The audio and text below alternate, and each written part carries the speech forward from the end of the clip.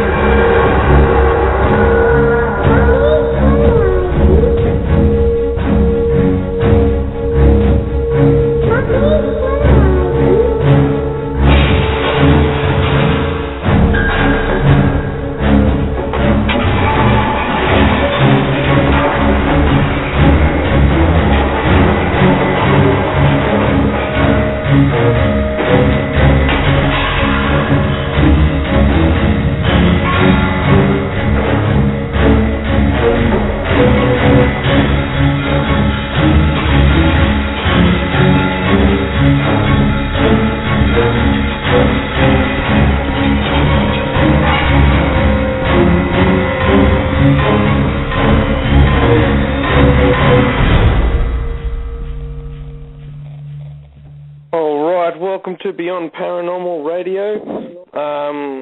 Thank you for tuning in today. We have an amazing show lined up today. First up, we have Carolina Ghost Girl coming on, and she's going to do some live readings for everybody. So just in case you don't have the number there, the number to call in for this is 646-652-4445 if you'd like to call in for a reading. And after that, we have Heidi Hollis coming on, who's going to discuss with us a different point of view on shadow people and hatman, and a new perspective a different perspective on those phenomena. So what we might do, we might jump straight into it. And Tamara, welcome to the show. Thank you. I'm excited to be here. So how's your day been, Brett? Very good, very good. We're still only halfway through our day here, but yeah, we're working on it. Can you just tell us what... You're an evidentiary medium, is that correct? Yes, and I'm trained in the British style of mediumship. Although I'm located here in the U.S. in Charlotte, North Carolina, and how the reason that I take to that the difference between evidential mediumship, and there are other people from the U.S. that has also been trained with evidential mediums. Evidential mediumship is where when I am speaking to the sitter, the person I'm speaking to that I'm reading, whether it's in person, one-on-one, or live, the information that's coming through, I'm actually talking to the incarnate spirit, which blows my mind to think that I'm doing this every time. I'm like, wow, really? I mean, it does. It blows my mind. I'm like, it's evidential for me too, but the information that I'm getting, which to me, I have no idea what this information means. It's a download. Being a medium is a download versus a psychic. You're perceiving someone's auric field, past, present, future. So I'm getting this download. They're giving information that only the sitter and the incarnate spirit would know. And examples of that would be, I've been giving jewelry, people explain what they look like, where it's hidden. What else have I been told? Nicknames, pet names, maybe when they were old, like a grandparent, the military, what branch where they were stationed, maybe a name. So something that there's no way that I would know that, which is evidential, so they'll know. Once I know that that link is established with the person and we're on the right track and, yes, they understand the link, then I'll give the message. And the messages are always with love, support, or an apology. That's all it ever is. Okay, so how long? Which is good. How old were you when you knew you had this ability? I was kind of a bit odd from the very beginning. As far as the because I was remote viewing very early as a kid, telling my grandparents how to go to places that I've never been and directions when I was 3 years old.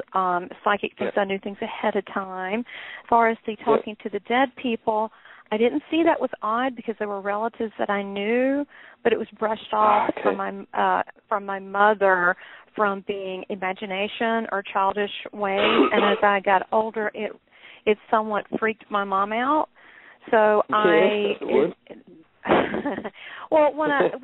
how do I say, any of this stuff, and it seemed natural to me because I didn't know better. Do you know what I mean? I mean, knowing things ahead of time or feeling presences, it didn't seem odd to me because I knew them. You know what I mean? It's like, oh, that's my uncle. It wasn't like a stranger. But this whole thing, she's pretty traditional type person, religion, although she doesn't dress traditional. She wears leopard and she's got tattoos. But the point is, this freaked her out completely. So I somewhat buried it and had somewhat of a normal life. I owned an advertising agency for 25 years, and I don't know how normal that is. You got to be a little bit crazy to do that. But but it did help with that. It did help in certain ways as far as the psychic part because I always knew what their budget was. They would lie too. A lot of times I'm like, what's your budget? And then they would sometimes be boastful, and you would think they had $1 million, and it was only really $1,500. So that was helpful. As far as the mediumship would go, it happened throughout my life that things would occur. For example, there's a place in the States called Williamsburg, Virginia, and it's a very old, and they still keep the places there. It's haunted, but it's a tourist spot. And they keep the places looking very like New Settlers, that time period. And the homes are the same. They even go, and they dress like the colonization. They dress in these pilgrimage outfits, and the actors there and so forth. So, for example, this is just an example. This was maybe 20 years ago, but this happened, this kind of thing all the time. My husband and I went there. My aunt and uncle didn't live too far, a couple hours. We were staying there, and on the premises, it was just a regular hotel, but it was on the premises of this very old place. And I had, throughout the time, I had incarnate spirits trying to tell me how they died, and they were hung. And then they tried to enter my body. They were just excited, and so I was like, we left a day early, and they weren't vicious. They were just really happy to talk to someone. But it was always like this, so I could never stay at bed and breakfasts. And then about 6 years ago, it turned on full on like a faucet. I think it's because I'm at the point in my life I'm pretty relaxed. I don't really care what people think. Think in terms of I'm relaxed about things, and so I was more concerned about trying to help someone than what they thought about me, and so it was like a faucet, and I mean full on. Like, remember the time that you went and your grandmother took you to the blah blah blah, and remember she bought you that? I mean, it's just like they're talking to you. Oh, that's good. I guess in some instances it's good.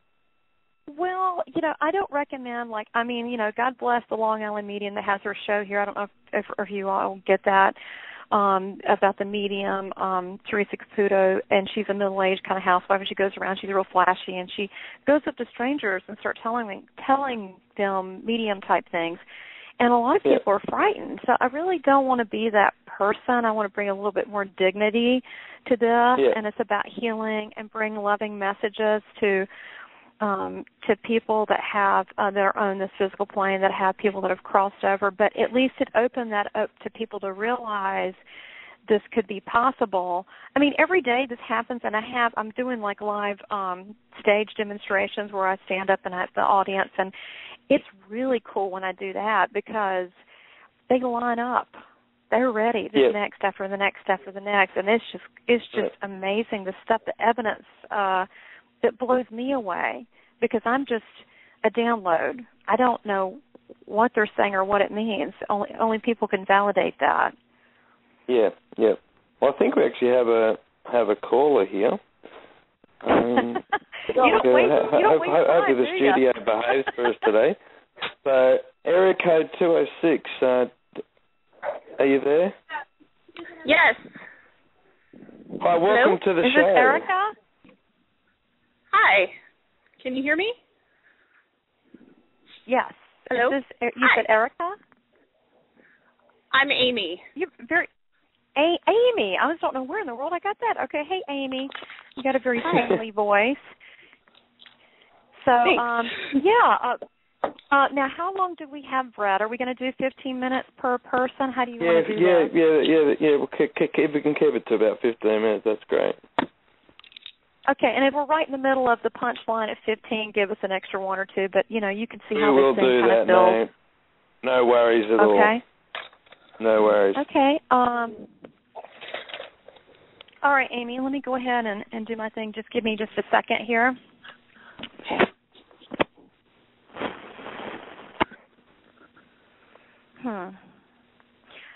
All right.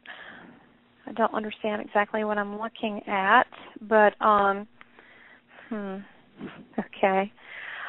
It feels like it's a grandmother connection. It feels like an older lady. Let me see which side she's on. For me, they come in on the right side. It's just our communication. And then the left, the right's the mom, the left is the dad, middle's friends. So let me see who this person is. It feels like a grandmother because she's older, but I don't know. It could be an aunt. So let me identify who this is. She's having someone walk with her, like she's having difficulty walking. Does this make sense to you? She needs someone to steady her. Oh, okay. Possibly. Okay, all right. So what else? This is okay. This is how this will, okay, I guess I should say this is how this will work. What I'll do is I'll say things, and you can say, I don't recall, I'm not sure. What I'll do, and the purpose is I'll go back and ask more information, ones you do understand. Sometimes they give you things you don't understand. So if you do know too much, listeners, it kind of turns them off sometimes. It's sort of, they're like, oh, well, whatever. So just say, I can't recall, or I'm not sure, and then I'll go back and get more information. Okay. So I'm seeing her... and then once we're positive who this is, then I'll tell you what the message is. Okay, I'm seeing her come through, and I'm seeing she's still talking about steadying herself, and I'm presenting her the way that that maybe you might have remembered here. And let me see what's going on here. It looks like she's got, now she's showing me, she said she had problems with her walking. Let me ask you what's wrong with her. I feel like it's like a vertigo, like she just has a problem with balance. And she's a bit, why do I feel like she's weak? I feel like she's frail. And she's shown me a walker. I kind of get the feeling there are other people with walkers. So this is a person that I feel might have been in a assisted living place. Yes. And okay, because I see that she's kind of slowly moving along, and there's other walkers. So okay, so let me ask her who she is. Bear with me; it goes faster once we get the link because she's like, "Yay!" All right, let's see what she's showing me. She's showing me she wore like little house coats and like the senior center, and she's not. I mean, maybe initially, but she doesn't seem to be too worried there. She knows she needs assistance. She really does. So she knows that she kind of has to be there. She understands that. Let's see let me see the connection. She's referring to your mother. Let me see, let me see, what is she saying? She's given me I'll either get an initial or a name. Hold on just a minute. Let me see now this could be someone you know, could be you, could be someone living. Let me just see what she says. She's saying M like Margaret. Does this make sense? Do you know anyone with this name? It sounds like this, could sound like this, because it's coming in like telepathy, so it's fast. I'm a mental medium. Is anyone you know that's an M? Mary, Margaret? Okay, let me keep going. Sometimes they'll use middle names, too. And sometimes they could refer to someone close to them as well, okay? I feel like this person she's referring to is a friend, and I don't know if it feels like a friend. I don't know if someone that was with her that made her life easier when she was there. Let me see what the connection here is. What is she showing me? What is she showing me? She's referring to like St. Patty's Day with the clovers. So I'm getting the feeling that there was a birthday, that someone just had a birthday close to that. Does that make? Yes. Okay, does that make sense? Okay. Yes. No, I'm getting the it feels like that it's either now. You have a sister, correct? Yes. Okay, because I'm referring. Is it your sister that was for the birthday? Because she's acknowledging there's a sister. Or no. I'm saying this is what I'm saying. I'm saying your mom. I'm saying you, and I'm saying a sister, and she's referring that it was St. Patty's the birthday. So does that make sense? Was that any of your birthdays? Because I want to keep moving, since we got so much time. That makes sense. Yes. Okay, is that your birthday? My birthday's close too. Was that your birthday or your sister's? No, my grandmother's birthday. Okay, so it's hers. Okay, good. Then we're on the right track. So this is the one we're talking about. So it was her birthday. Okay, good, because she's showing me the shamrocks and she's saying this time, and she's letting me know she's showing a birthday cake. Okay, so let's see what she's going to say. Oh, okay. Oh, okay. This feels like it's going into a memory now. Okay. She's talking about, this is very sweet and very touching to me. Okay, this is what this feels like. It feels like, the little hats you put on people, the little birthday hats, the little with the rubber around it, and little pointy, and balloons, that it was like she couldn't get out, and I feel as though your family went there and had like a little party with her. Now let me get an idea. Let me ask her when that was. Hold on just a second. Let me ask her. Let me ask her two ways. I'm going to ask her how long ago it was. I keep getting stuck on the number 3. Was that 3 years ago? Or something with a 3? I'm getting 3. There could be 3 people there, or 3, or it could be the third month. Yes. Third month. Okay. Is it the third month, January, February, March? That was in a March, so you were March at her birthday, but were there 3 of you, your mom, sister, and you, that came? Yep. I'm seeing you. Okay, because there's a 3 connection. So, again, they're doing the best they can. I mean, God bless them on the other side. I'm imperfect. I'm just trying to understand. This is like a 3-way call. We're trying to interpret what they're saying. So she's saying 3 because she told me 3 twice, so that would be the 3rd of March, and there were 3 people there, and you brought, I'm getting like a little birthday cake, and you brought balloons, and she's showing that really touched her heart, and she said you can't imagine what that did for her. I mean, that was, you just don't even know how big that was. I mean, I feel their love they have for you. And let's see what else she's showing me. Okay, she was a card. Let's see what she said. Let's see if she can put an item in my hand so I can give you some more evidence on this. Okay, I don't know why she's doing this, and I don't know why she's referring to this, and I don't know what this means, but it looks like a little furry kitty cat. Now, obviously, you didn't bring her a kitty cat to the senior home. So what does this connection mean about it feels like a stuffed animal, not a real cat, like a stuffed animal, like a little furry thing. Did she ever give you something like this? It looks like a stuffed animal. It looks like a white stuffed animal, and because she's referring. It looks like a kitty cat. Well, they have eternity to think about things. No, I mean, seriously. I mean, I'm not trying to be disrespectful. I mean, this is like it was just the other day to her. So it looks like some type of feline thing that sat on your bed. Is that correct? Yes.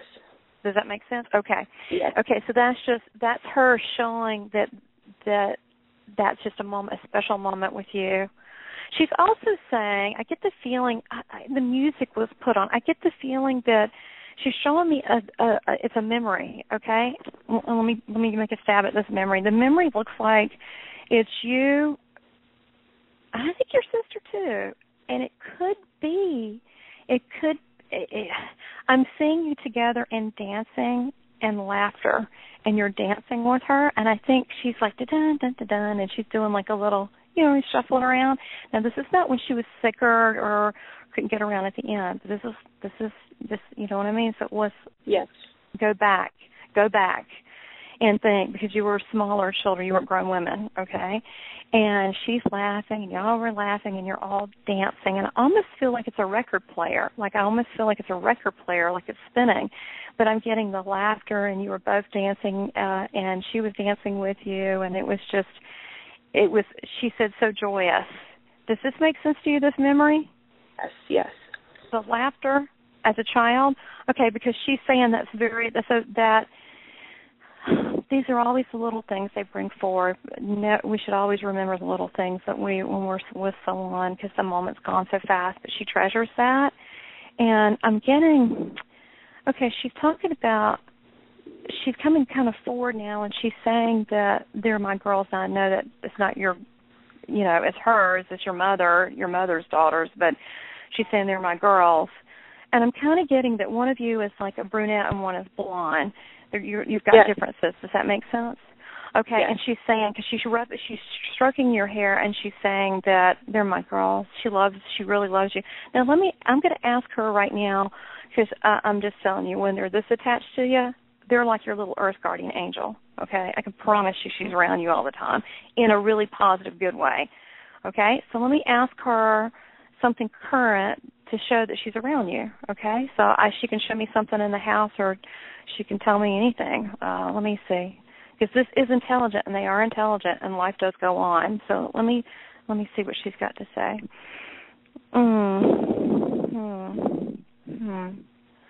Okay, I'm getting the sense. Okay, so it feels like, gosh, I have to get this right. It feels like, I got to separate you two girls. Okay, I'm getting okay, let me have her tell you. The brunette, okay, more settled. There's one there. I'm getting something like a ring on a finger. I don't know if it feels. It feels like. Yeah. Yeah, a ring on the finger, and someone just got a ring on the finger. Now I feel is that okay? It's me. Now that would be okay. Now are you the blonde or the brunette? I'm I'm trying to separate the sisters. Sister. Lighter sister. Okay. Black she's hair, more, not dark hair, but just yes, the lighter hair one. Okay, because she's saying a ring on the finger, and so I'm getting you're engaged, and she acknowledges that. Let's have some fun. Let's ask her what she thinks of the guy. Seriously. Okay. No, right? They'll tell you if you ask. I'm serious. Okay, because they're your family. They're going to tell you. Let me see. Okay, hold on. Be patient. I want to get this right for you. Okay, I'm getting the guy as kind of like medium built, a little bit, I would say stocky. I mean, he works out, but not big or anything, but works out a little bit. He looks like he's got green eyes, but he feels like he's got short hair, almost like a crew cut or something. But she's saying he loves you, and she knows he really loves you because on the other side they know what's in our minds and in our hearts. Okay, and he says that's what all she cares about is he really loves you, like he would do anything for you. She said he's also good with the animals.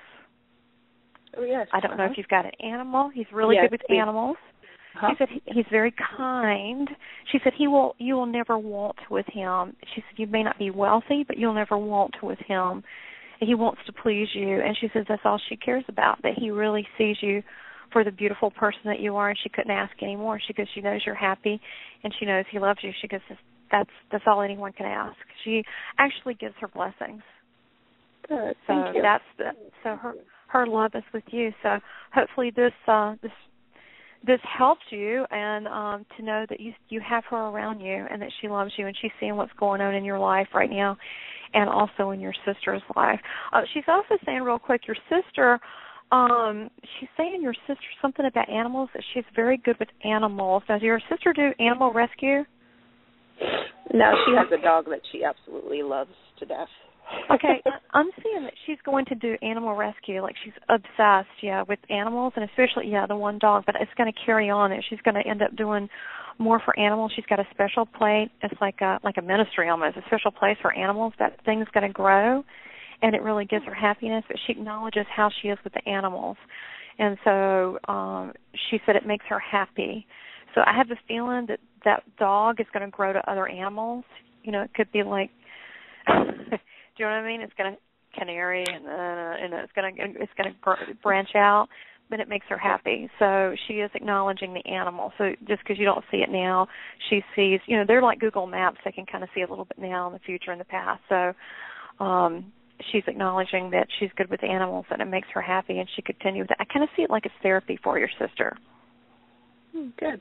Does that make sense? Uh-huh. Yeah. Some people, it's very therapeutic animals. So anyway, do you have any questions while I'm on the phone? Or if not, we'll move on to the next caller. I do have one. I had a child that died suddenly, and I kind of was hoping to get what caused it, if she knows. Okay. All right. Let me see here. Let me see. Yeah. Thank you for asking that. Let me see what I can do to help you out. Okay.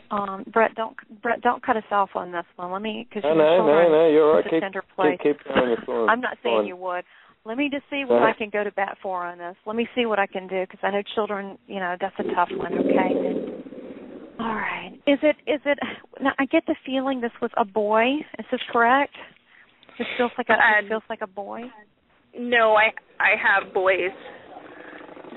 Oh, okay. And I'm getting something. Okay, well, let's go with this right now, what I'm getting. I've got like a T connection, like Todd or Terrace or Todd or something with a T. What's his name? Tristan. Okay, I said Terrence. Okay, close enough. I wouldn't have gotten that, so that's close enough. Okay, Tristan. Okay, okay, let me ask. Okay, Tristan, so you've got, is it like a 7 and a 3, a 7 and a 4? Pardon me if I'm not perfect on the ages. 17 and 15. My 14-year-old just turned 15 in March. Okay, so what I need to do is add a 1 to it. Okay. Let me go back. Numbers are tricky because I have to ask them, and I usually don't hear them. I usually have to write them out, and I'll literally go 1, 2, 3, 4, 5, and then it'll feel sticky. Okay, so let me go back. Let me ask about. Let me ask.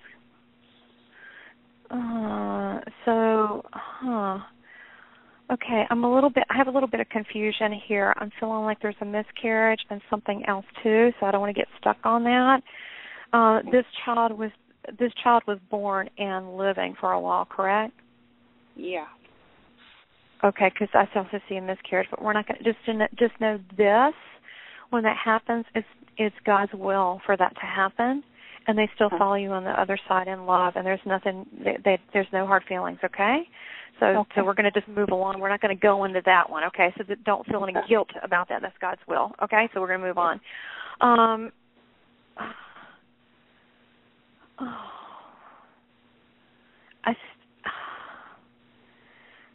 Okay, let me look at it's like their little body. It looks like I'm getting this thing, and it feels like underdevelopment of the lungs. It's like something is wrong, like with the. It's like the organs aren't developed. How old is this person? Let me see. This is very odd because I'm getting male, and then I'm getting. Okay, I don't really want to go there. This is personal. Was the child born with some kind of something wrong with them? Can I just say that?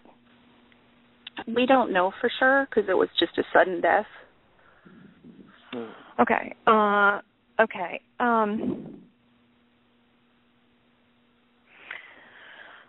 This is what I feel like. I feel like underdevelopment. I feel like this, for some reason, it was underdevelopment of the lungs. I'm getting that, and I feel like a small piercing heart through a hole through the heart, like something wasn't developed properly, like it was faulty. The organs were faulty. The structure. This is. I'm not a doctor, so bear with me. Okay, let me see if I can get. So this was a baby just lived a few months, correct? Yes, 3 months. Was this a few months? Okay. Mm-hmm.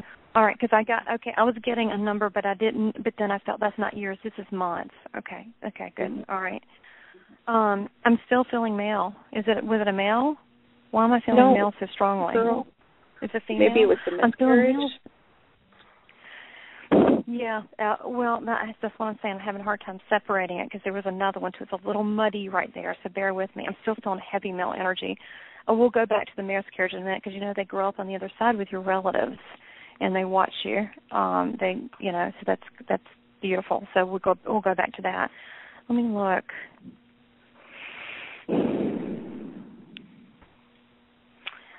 Did you name your daughter? Was it something like a name like L, like Lily or Lauren, or something with an L?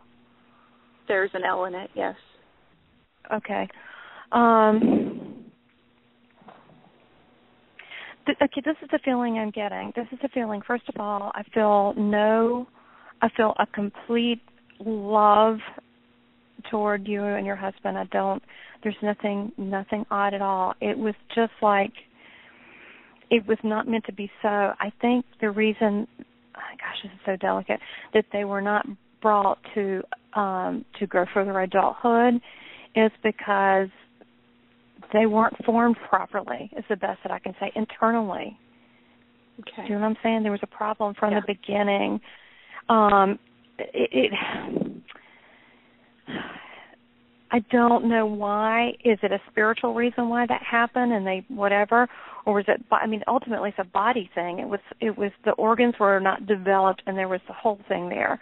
So they would have not lived longer. So I guess the question is, why? Okay, you've got 2 boys right now, correct? I do. They're actually sitting in the car with me. Yeah. Okay. Hello, boys. They're cute. They're both brunettes, right? Is that right? Yeah. Okay. All right. Okay. This is odd, but we're talking to people who've crossed over. That's odd enough. So I'm going to go ahead and go. It feels like the female is still around. Well, the miscarriage to the boy, but the female, and I feel like she's.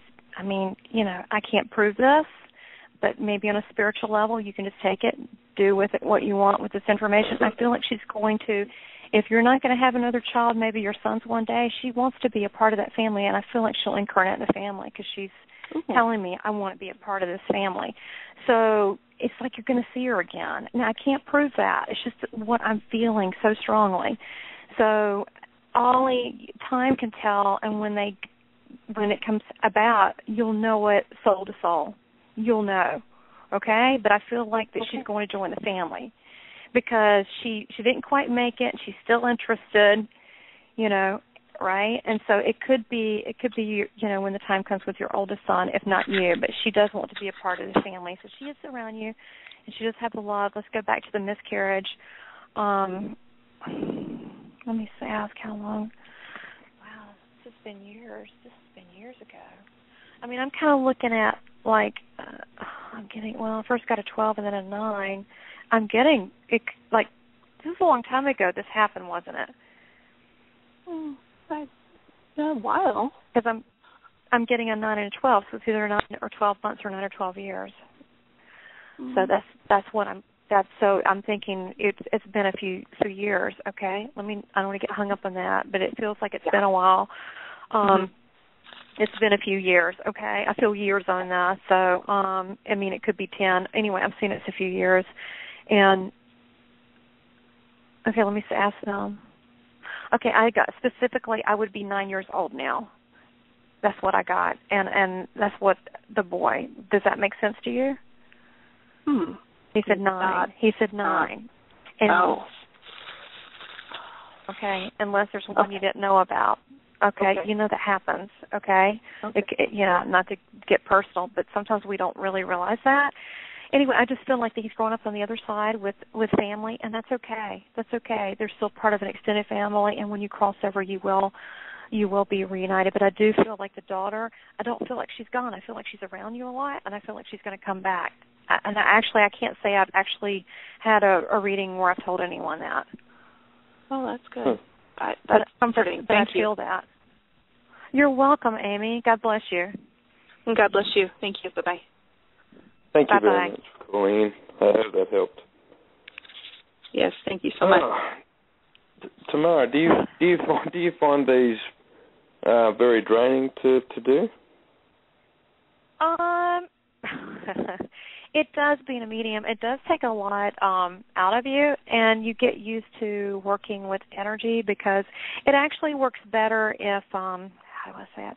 You have to, it's a bit scary because you have to completely clear your mind, and then you, like, duh, and then you get information, and it's just like, I don't know, it just starts coming. It's like a download. So it's a bit, off-putting because you're like, wow, I hope this works.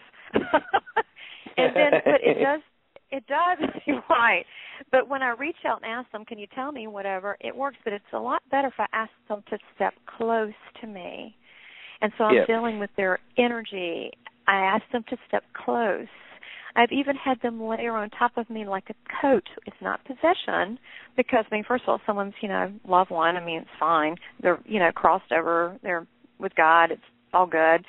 But I ask them to come close because I can get how they feel and I get things so much quicker. So it's about kind of dealing with energy. But, yes, I do get really wiped out after doing this, and it's not uncommon. It does get slightly better, but I really try to give my all when I'm doing this. To me, I realize the importance of it. I'm really trying to connect the loved one to their person here in this physical plane. And I feel like that ethically I have to do the right thing because they're like clinging on that message. So I really don't want to give any more than what I get.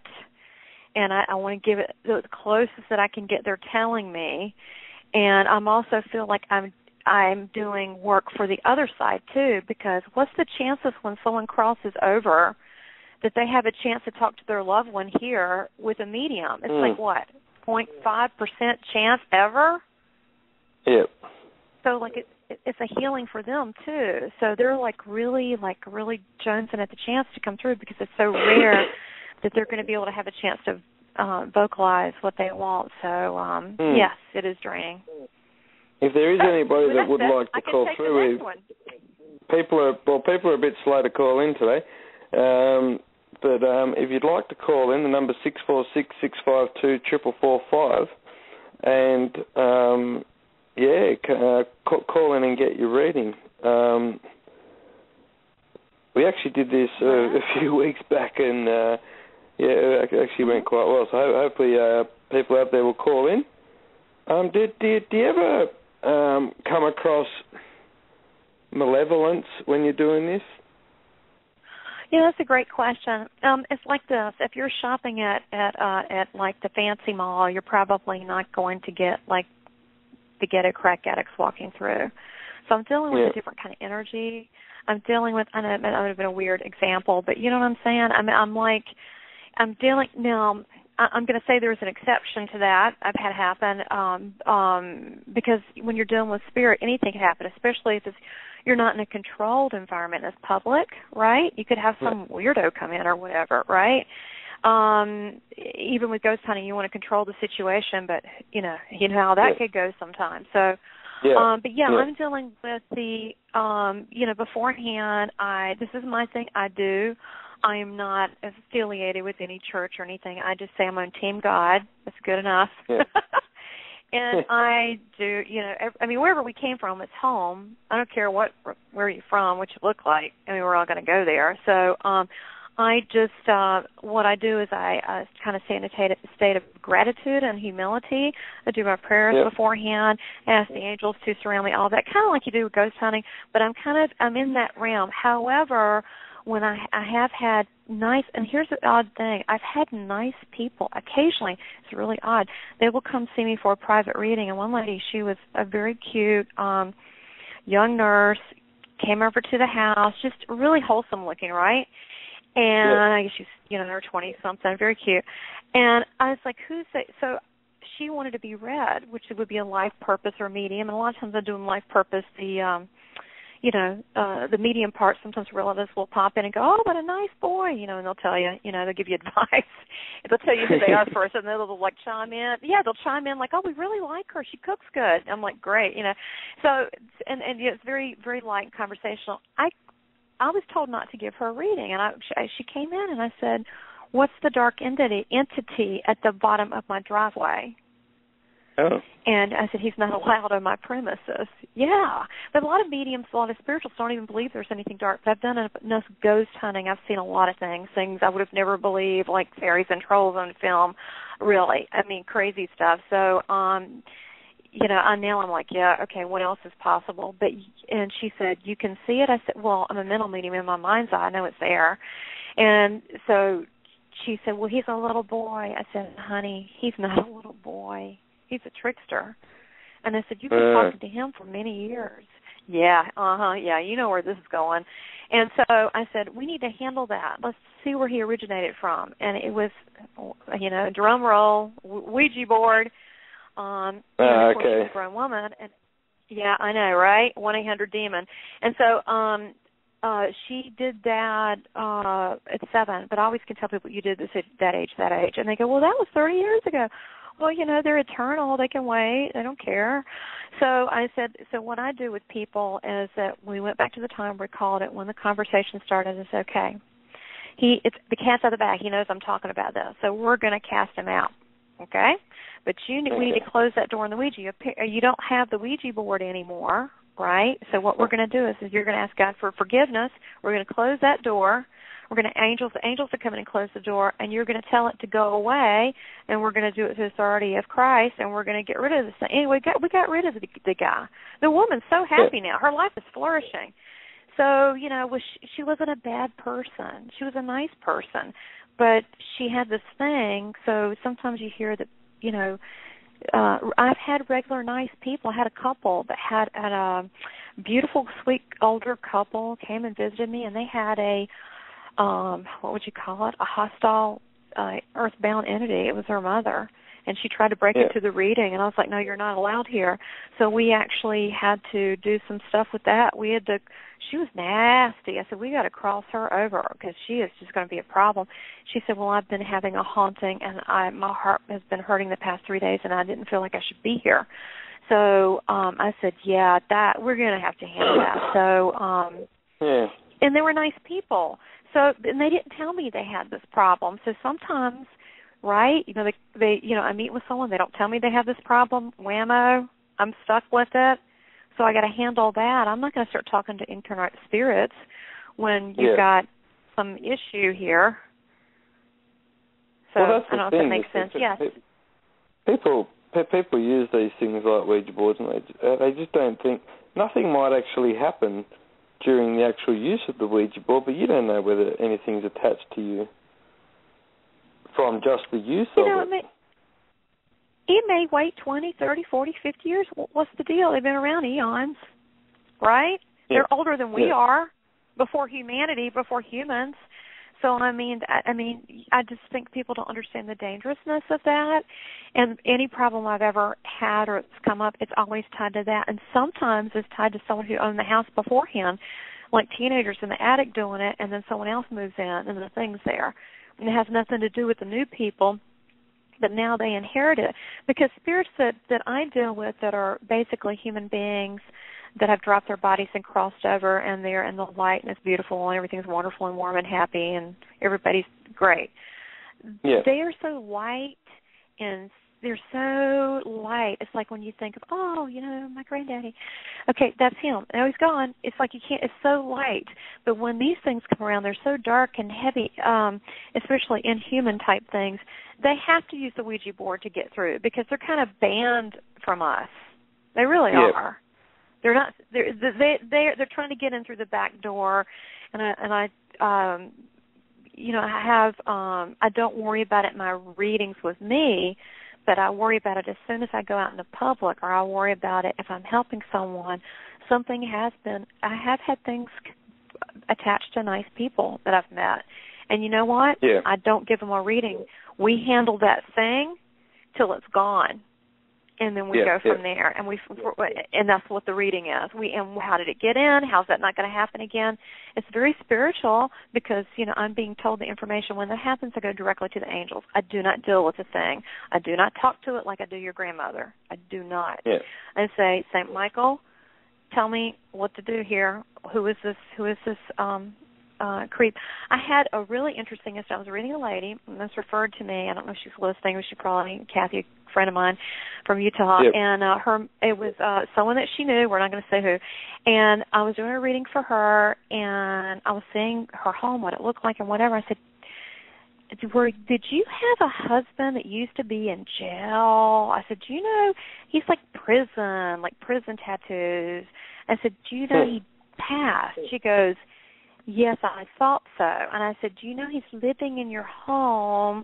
And I said, have you been having heart problems? She goes, yes. And I said, well, he's trying to have sexual relations with you at night because he thinks you're still married. He said you never got a divorce. And she goes, no, we never did get a divorce. I said, and he wants to kill your other husband. And I said, he's nasty. So as we're talking, he starts attacking me, and my guys and my angels are around me. And I could hear him in the distance saying obscenities, really nasty. You know, the F-bomb, the B-bomb. And I'm like, yeah, you really need to get rid of this guy. She goes, done tomorrow. She goes, oh, my God, I even described her better. And I said, and she's like, yes, that's him. That's exactly, and even describe what he looked like. I said, he's actually handsome, but he's, like, really nasty. And she's like, that's him. So here, she's a nice person. She was a very nice person. And she had no idea her medical problems had to do with the continued, you know, abuse from this guy who was earthbound. So, you know, when that happens, I asked angels to come in, but I told her she needed a full blessing. I said probably someone of the cloth to come in. Yeah. And you know, and she wasn't a bad person either. So it's complicated. Yeah. Well, I mean, I guess with the gift that you have, I guess a lot of people would. I guess the biggest question in paranormal investigations and all that sort of stuff is, where do you go when you cross over? And why don't... Do you speak to people that are only halfway between, or do you speak to people that have fully crossed over as well, or how does that operate? How does that operate? Big question, okay. eh? So when I... Well, okay, this is to the best of my knowledge that I understand, okay? Yeah, When I'm when I do, look, I'm just going to give you an example. Say I do a reading for you. This is what I do. And this is because everybody's got the ritual before it goes hunting. And I'll say, you know, Father, Creator, it's all the same person. Boss guy, same one. You know, thank you so much for blessing this reading with Brett. I just ask that you to have the angels surround us and bless this reading and and sometimes I'll say protection, but I don't really feel like I need it as a natural born medium because I feel kind of ordained. I'm supposed to do this work. I mean, trust me, I tried to not do it, but apparently it's what I'm supposed to do. It was very persistent. And then I say any loved ones that have crossed over that would like to bring messages of love and hope are welcome at this appointed time, meaning not later when I'm trying to sleep, to come to set forward and we invite you to set forward, dear spirit friends. Thank you, and I just ask all the glory and the love be given to God, and thank you for using me as your vessel to deliver these beautiful messages to help this person for their greatest good. Amen. I say that with all of them. So I do that even before I go on stage. So that's going to attract good stuff right there, okay? So the other thing, if anything weird happens, all the angels and also the nice people in the room, like if I'm doing a stage thing, they don't want that there anymore. But the angels, it's amazing. It's just like it's sort of handled for me. It's because you got to believe I'm not doing this, but I'm just a vessel. They're doing this. Like I always say when I do live shows, it's spirit show. So they know how to handle this kind of stuff when it does come up. Okay. Now, here's my opinion on this, and I'm probably going to get emails. Okie dokie. You asked, but I'm just going to be honest, and everybody has their opinion. Yeah. Me and my background with Forrest, I've seen discernment of demons off of people. Not a lot, twice in my life. I've seen a woman full demon possessed on me, and with the eyes in the back and the prickly thing. That was interesting. That was spooky. Totally handled. I did the prayer. St. Michael rebuked it. Yeah, I know, weird, right? And it was at a family New Year's Eve, like food and kids and stuff.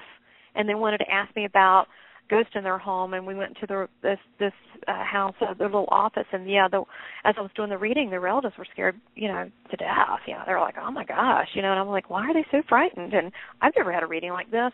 And then I said, now, and then we went into it. I said, you did crystal meth. The door was open because these demons come in, or these negative entities and so forth, but because of an activity. Now, as far as people that don't want to cross over, I think what's more rare, that's kind of not rare. I mean, it is rare. Yeah. It is that kind of thing. To me, is more rare. Now, mainly what I see that people that don't cross over, it could be, let's say, in life, someone is confused. Like they got a body, they're confused. Yeah. They're not really up on their game. They die. They're probably still confused. There's some people out there that are alcoholics or whatever, or they're just, they're a little confused, or maybe they die, they have dementia, they may have some confusion. Generally, I have been told that angels do come and get you for safe passage, and you also have your relatives. Why they don't see the bell ringing, I don't want to, come on, join us, it's a party. I don't know why they don't do that. The more of what I see is that a home with a family, as I'll see the typical, and you probably understand this, but like the old woman who died, and she just, in life, she was just mean and nasty and just difficult to be around. And then she passes, and she's still in the house, and she doesn't like how the new people, they're decorating and what they've done with her place, and they're earthbound. Why they decide to stay and be a pain in the ass, all I can say it's free will. And those are the ones, because they're earthbound, they move stuff. Now, people can move stuff like poltergeists, but they're the ones that slam stuff and this, that, because they're a pain in the ass. That's the only way I can put it. They're just, but you got to think about it in life. All right, before they died, were they nasty people? Oh, yes. They were nasty people. And then they pass. Sometimes people are afraid to be judged, especially like people that are murderers. They're afraid to be judged. My thoughts with that is or if they're suicide. When suicides come through to me in readings, they come in. There's always someone that steps forward first, and then a loved one, a father, a mother, a sister, and then the person, as they step forward with their head down, and then like shame almost, and then they'll usually give an apology, because they put hurt in the family, and then it'll be a message of love. But that's kind of how they come through. And I've also known other mediums, and like John Holland, who I've studied with, he said they come through that way with him, with another person and their head down, because they're a little ashamed they did that to the family. And this is their chance to apologize to, they have this shot, so they want to apologize to the family because they see on the other side the grievance they've caused their family. They don't understand why someone would take their life. So those are always very sensitive, but they're forgiven. It's all in the past. And serial killers and all that, even really bad people, as soon as they cross, they're loved, they're accepted, and they realize how bad they screwed up because they're in the presence of the divine. So they're like, oh, my God, this is really bad what I did. Oh, I suck. And so they kind of they go into their own state of, oh, my gosh. Do they go to the place that Mother Teresa does and maybe the other ascended beings in the Akashic Records? I don't think so. I kind of look at it like this. It looks like a condo. And, up at the top floor, you got the penthouse. It's real swanky. During midway, it's okay. And at the bottom, you got the basement where they lock stuff up and not so good. And those are like the inhuman things. I think it is probably like the Kabbalah, the Tree of Life. And they don't do it there for punishment so much. It's kind of like if you didn't learn third grade, you're going to go back and take third grade again. You didn't get it. You made an F. Hey, it's just what happened. And you're going to go back and do it again. So apparently if someone does something, a lot of severe sins of humanity, like mass killing or whatever it may be, they got to go back and do it again. They did not get it right. So they did not elevate themselves on a soul level, on their soul journey. They got set back a year. They're going to summer school. It's not meant for punishment. It's just meant they failed the grade. They just got to take it over. That's all that means. Right. So I don't know if that makes sense to you. That's what I've been told. I think it's free will. again, it's not black or white. But I know a lot of the spiritualist people I work with that are mediums that are listening, and this is where the ugly emails come in. And I just got back from a spiritualist church. It was a beautiful place. And a lot of the things, they believe, the angels and all good. They believe everything's good. They don't believe there's anything negative, that there's no spirits that are negative or angry or anyone left behind, and there definitely is nothing demonic ever, period, and it's all very medieval and backwards. I, however, have a very different opinion because I've had personal experience, because of the ghost hunting. And, what I mean? That's just my personal experience. And I know some other mediums that work with crime scenes and done ghost huntings, and they absolutely, they've seen the scratches on the people and the growls. I mean, you can't, how can you explain this? I mean, people aren't doing it to themselves necessarily. Do you know what I'm saying? I mean, there's just things that don't add up. So I try not to focus on those negative things. However, if I do see something that does occur in life, like with a family, I'm trying to help them or whatever, I help assist on a case, I just handle it at that time. It's a spiritual warfare. I just deal with it at that moment. I don't look for it, and I don't like it. I'd rather deal with the little sweet stuff, like the nicer things with the grandmother coming through that loves you. I'd rather deal with that because that's the kind of stuff that warms your heart, that stays with you from now on. Yeah. Well, I mean, I guess when people are coming to you, they don't want to come and hear negative, do they? Well, no. I mean, it never happens, and that's one thing the readings that I do are always filled with love. And the way I look at it like this, no matter who it is, if you're doing, whether you're going to a psychic or a medium or whoever it is, if it's not done with love and grace and humility, it ain't coming from God. And there's plenty of other spirits that love to talk to you and feed you a lot of stuff, and a lot of it may sound true. That's my opinion on that. So that's what's important to also, spirit knows where your heart is. I mean, they know if you've got a pure heart and you love people and care about them, and they also know where you stand on your faith, whatever that is, right? Whatever that is. You have faith in your family, you have faith in yourself, you have faith that there's something bigger than me. I mean, I don't judge people for whatever they believe. I do believe that everyone should believe in something that's positive.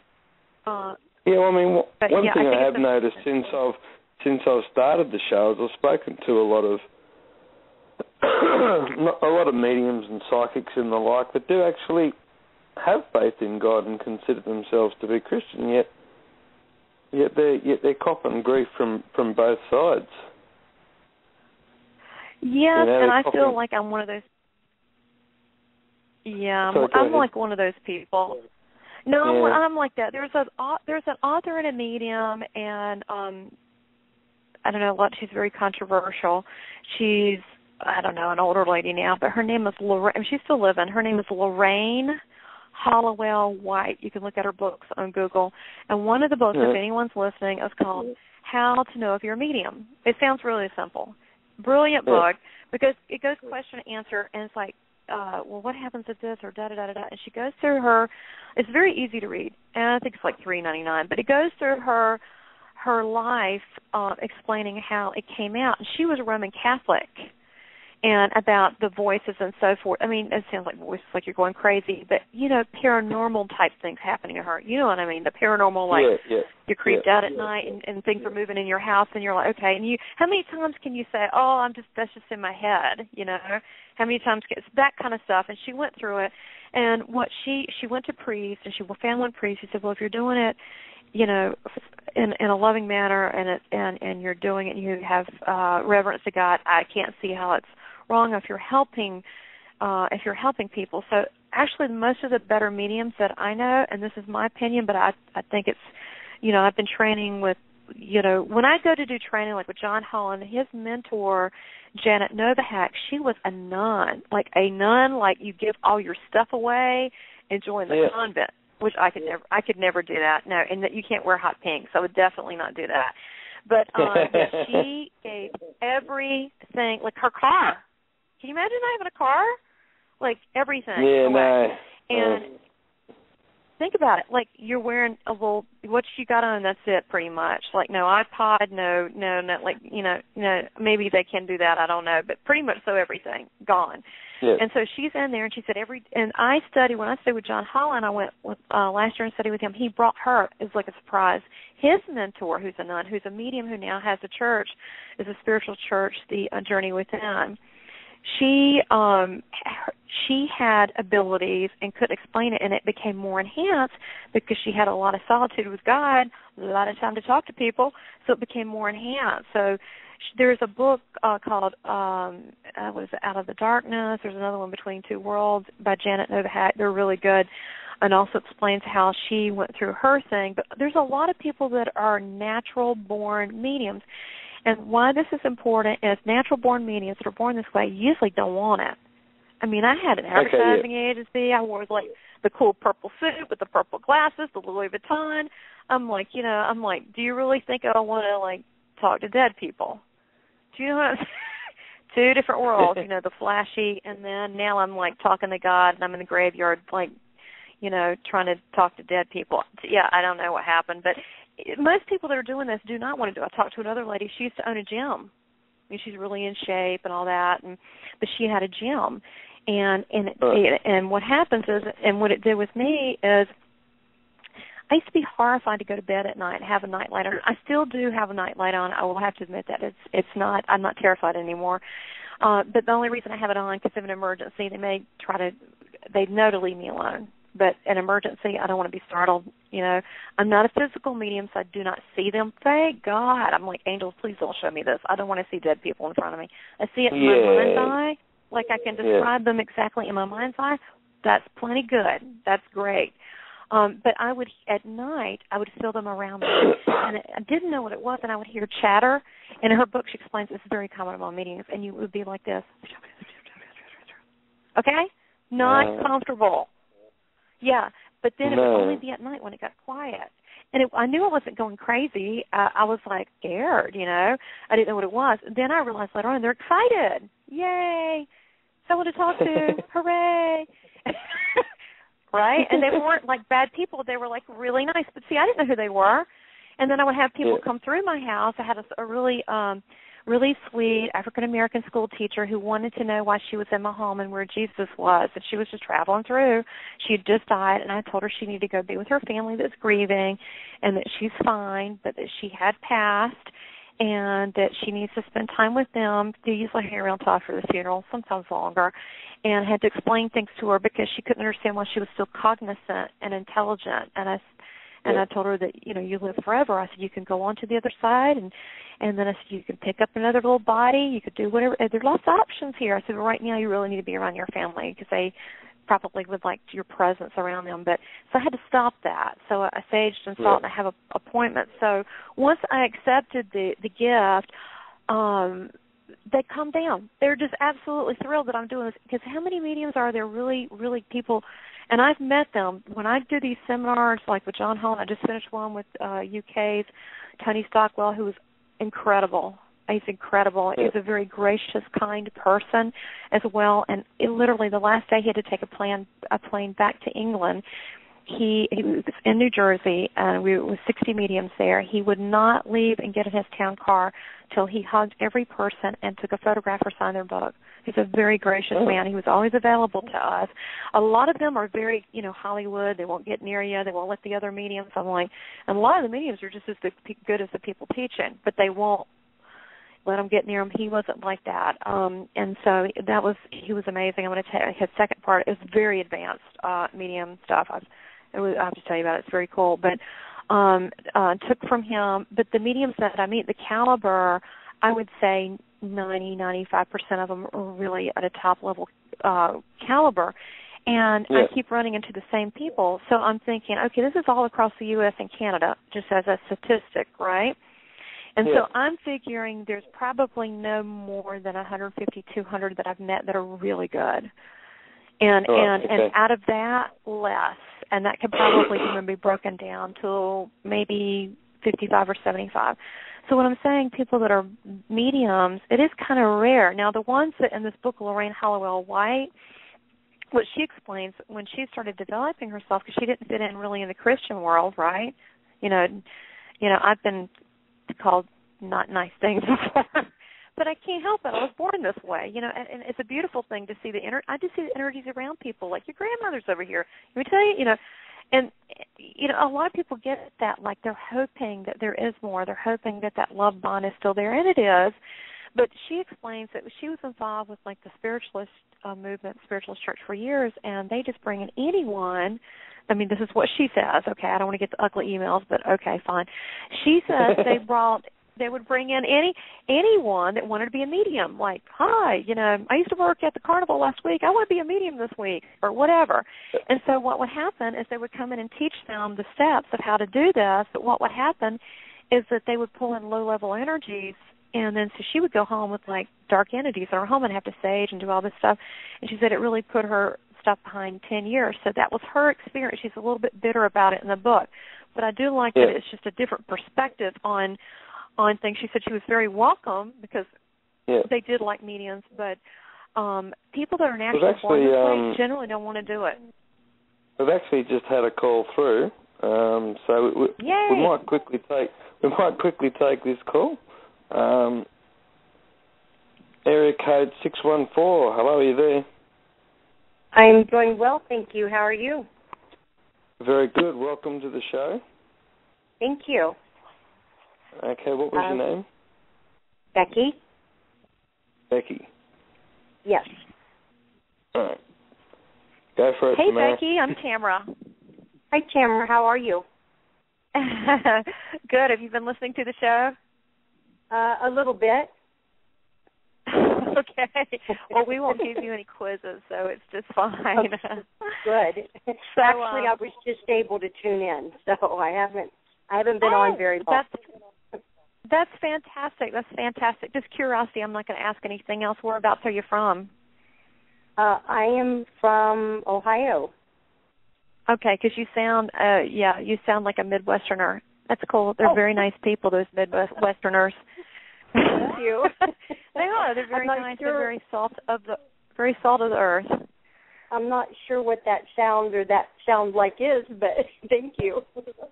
No, it's funny. Yeah, I usually, you know, people, they have traits from different places and where they're from in the South. They want to feed you. They want to feed you a lot. Yes. They want to feed you fried chicken.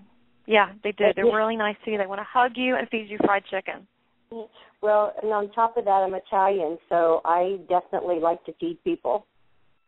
Okay. Oh, my gosh, Italians. Can I tell you this, Becky, before we start your reading? Oh, my Lord. Oh, angels, give me some help. When I read Italians, maybe your family's completely different. Every Italian I've read and the families come in, holy smokes, they want to talk on top of one another. And you see what I'm saying? Yeah. Mm-hmm. And then I have to say, okay, step back one at a time, and they're usually very, very not shy. I've never read any Italian families that are shy. So, they're fun people. I like Italians a lot. They're fun people. They're full of passion. Thank you. So if you want to just let me see who's around you, and then later on I can see if you have any questions, and let's just jump on it. You ready? Sounds good to me. Oh, let's see. I forgot to tell you how this works real quick. What's going to happen is I'm going to sense energy. This is like a three-way conference call, and I'm going to mention some things, I have no idea, what I'm going to say. It's horrifying. I have no idea. I really don't. I'm like a blank, empty-headed, bubble-head, nothing, okay? And so I'm going to pick up the energy, and I do that. It's like a download, okay? But I use clairsentience, clairvoyance, all of them, okay? And I'm a mental medium, so I see things like a film strip. So I'm trying to understand what they're telling me. That's the trick. They're never wrong. Okay, so I try not to be wrong. They're going to tell me things, and you're going to go, this is what I would like from you as a sitter, to go, I don't understand. Yes, that did happen, and yes, I will tell you we did own pigs. Great. Okay. You know, go with the whole pig story. because it'll, we'll just keep moving. But the other thing is if you go, no, I can't, or just say, I can't recall. If you say, no, it kind of turns them off. That's just been my experience. You go, I can't recall. I don't know if I know that. I'm like, okay. Because then I'll go back and ask them something, and I'll say, would you know this if I told you where? And you go, no, I wouldn't know that. I'm like, all right, let me ask them something else. So that's going on. So and then once we establish exactly who it is, then I'm going to give you that message, and I'm going to tell you who's with them. So I'm already I feel like, oh gosh, let me see who this is. Okay, first I thought mom, and then they said no, it's your dad. So your dad's side of the family are the Italians, correct? My biological father, yes. Okay, that's fine because they said daddies. Because I mentioned your mom, and they go no, and I kind of get the feeling like she's like got fair skin and freckles, almost like an Irish person. They go no. They said the fathers. Okay, so they're already like no. Okay, great. This is going to be fun. Okay. All right. Let's see. Who do I get here? Oh my gosh. Okay. So I feel like it's an uncle. I feel like it's your. Okay. I've got to determine it is an uncle. Now I don't know if it's your father's brother or your grandfather's brother, but it feels like an uncle. So let me move forward. Okay. And when I mean it feels like an uncle, when I close your eyes and when you go, an uncle doesn't feel like a brother. You know what I mean? They feel a certain way. Like a mom doesn't feel like a grandmother. Okay. Right. That's how they kind of come in. You know that difference too. There's a feeling to it. Okay. So anyway, he's coming through, and I'm getting this guy's a real character, and I'm smelling like, I don't know if it's cigarettes, cigars, and a jokester, like a joke. Everything was a joke. And I'm getting cards, like playing with cards, and I'm getting I'm seeing the cards on top of it. It looks like a highball, like a liquor glass. Do y'all say liquor in Ohio?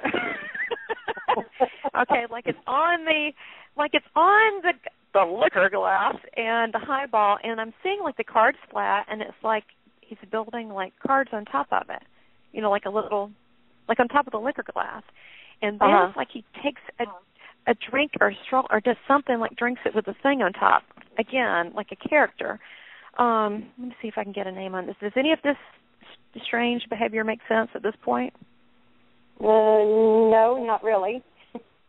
Okay, because you may not know them. That's okay, because but you could verify it with someone. Do you know anyone on your dad's side of the family you can verify this with? I get this all the time, and then people go, "Oh my God, yeah, I'm telling you, you can verify it later." We'll keep moving. I only had two uncles on my father's side. On my dad's side, he only had two brothers, and neither one of them smoked. Okay. However, it's got to be a great. Possibly you could be picking up someone from my biological family that I don't know because I was adopted. All right, well, let's do this. Let me just ask a couple things, and then we're going to move forward, because a lot of times I'll find the person that comes through forward brings more. Okay? They're with him. And also, just to you and to the listeners, I also get people that have been divorced or that their relatives sometimes still come through of the other person. They're like, I'm not with them anymore. I'm like, they don't care. They still think they're family. Yeah, exactly. That happens. Okay, so let me see who, because I'm just curious now. Let's see who this guy is, and then see if you can verify it later, and then we'll just keep moving on. Okay, I see he's got a hat, and he said, Frankie. Frankie and Johnny were lovers, the Elvis thing. He said, Frankie, like that movie. Okay? And he says it kind of with an attitude. Let's see. Okay, let me see. All right, how can I determine who he is? Okay, biological. What's the options? Biological. You got a couple daddies going on here. How can I ask him who he is? Yeah. You got two daddies. Oh, okay. Daddy one, daddy two. Biological or living now. Biological. That's what he said. He said they don't see the difference. They don't know that you know. Okay, let me ask him real quick what he's doing. Okay. Let me ask him who he's with or what he's bringing. I mean, he came for you for a reason, so let's keep moving with this. Okay. Let's see who he's with. Okay, Okay, I feel like there's two things. He's with a man that's a little bit taller, and he's he's bringing someone in because he's grabbing him, he's pulling him around, and I feel like that would be like a grandfather. Now, did you know your grandfather? Because he's grabbing his arm, he's pulling around. I want you to. Did you see pictures? I met my biological grandfather twice, but he was short. My biological father is still alive. My father that adopted me is deceased. But his father, both of my grandfathers in that aspect are short. All right. Okay, so let me see who he's pulling through. Okay, this guy looks like he's got, what color is his eyes? I think it feels like a black hair with like green eyes. Have you ever seen any young pictures? Does this make any sense? He looks like he's a bit thin. I'm being shown like a younger picture. Let me see what else is he saying? He's showing his fingers are stained. They look like there's purple on them. I don't know if plums or wine or something like this. So I feel like this person may be, this is a grandfather. I don't feel like that you know him. So I don't feel like you know him, and that's hard to identify when you don't. So let me pull in someone you do. Mm-hmm. Well, I knew all of my grandfathers, but like I said, every one of them were short. Now he has what I'm seeing here. Let me tell you what I'm looking at. This guy has dark hair. He looks like he's got green eyes. He kind of greases it, slides it to the side, and he looks like he's lean. I mean, I'm short, so anyone's tall to me. So maybe he could be 5'9", it could be 5'7", but he's lean. He's showing me a younger picture. It's like he's standing by an orchard, and it feels like he's got something in his hand, and he looks like he almost looks like a young kid or like a young teen or could be even younger than that. That's the image that I'm seeing, and I don't know if it's green or if it's blue eyes. I'm looking at a black and white picture, and I don't know if you know what I'm talking about. Sometimes they'll show me pictures. Does that make sense? There's a picture of him. He might be 12 years old, but he's a handsome little fella, and he looks like he's got on like suspenders and like a little short sleeve top, and they're showing me sometimes he'd wear like a little newspaper boy hat. Okay, so does this make any sense to you? Because I don't want to stick on this long. I want to move on if this doesn't make sense to you or you can't recall it. It doesn't make sense at all, except for, let me just ask you this. Are you sure, my tallest grandfather was 5'5", so I don't feel that it's any of them. But are you sure that it was an uncle that was coming through? I do know a Frank or a Frankie. He's my children's uncle, actually. All right. Okay, that's fine. Okay, because I'm getting uncle. I read a lady actually the other day, and I said, "You're getting aunt." She was like, "No." I said, "But we called her Aunt so and so," and I'm like, "Oh my God." Okay, it's one of these things. So it's not an uncle, but you called him the uncle. Okay, let's go with that. Okay, let's go with that. Okay, so would that make sense? That's the one that's like an uncle or the godfather to your sons. You're saying now, does any of this make sense? What he looks like, younger with the dark hair, the lighter eyes. The dark hair and the lighter eyes could be my children's father. If Frank is my children's uncle, that could be his brother that he's bringing through, which would be my children's father. But and he said uncle. He had light eyes, but they weren't green or blue, but they were light in color. Light eyes. I'm looking at a black and white photograph. They look like lights. I don't know if they were blue or green because it's black and white. But I see his hair dark, parted to the side, and it's black and white. All right, let's go there. Yeah. I'm getting that yes. That feels right to me, okay? Because that feels right when you say uncle to your sons. That feels right. So let me get more information real quick. What is he doing with his hands? It's getting like he's doing something with a cloth with his hands. Did you know his profession? If I ask him and tell you what it is, it looks like he's shining something. He's got a cloth. And he's shining something, and he's very. I'm getting the feeling it's like leather or leather shoes. It could be shiny fine shoes. Leathers. That could be shining shoes. Actually, none of them worked, unfortunately.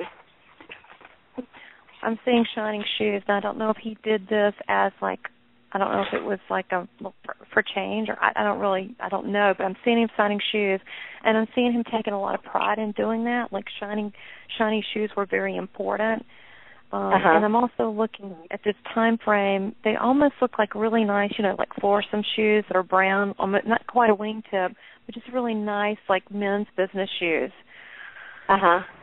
And I'm seeing like the argyle socks on it, but I'm seeing it from the perspective. Now you might not know this, so remember this, write it down, whatever. But I'm really getting this strongly. He's sitting down, kneeling, like he's shining someone's shoes. Now, I don't know if you know this, but I feel really strongly he's shining shoes for a while. Because I'm looking at it from the perspective of someone, meaning I'm down in the box, sitting on a little box, like a little stool box, and I'm like happy as could be shining someone's shoes while they're reading the paper, and I'm looking at his socks and they're argyle. From that perspective. It's not my socks. It's someone else's. Okay, so let's see what he's saying here. Wow.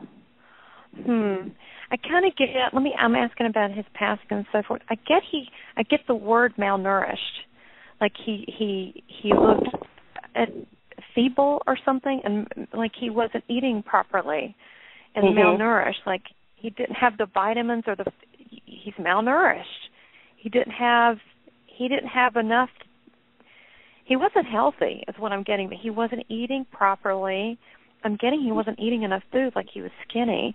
And I'm getting. You mean Frank? How do I? Yes, and I'm getting this.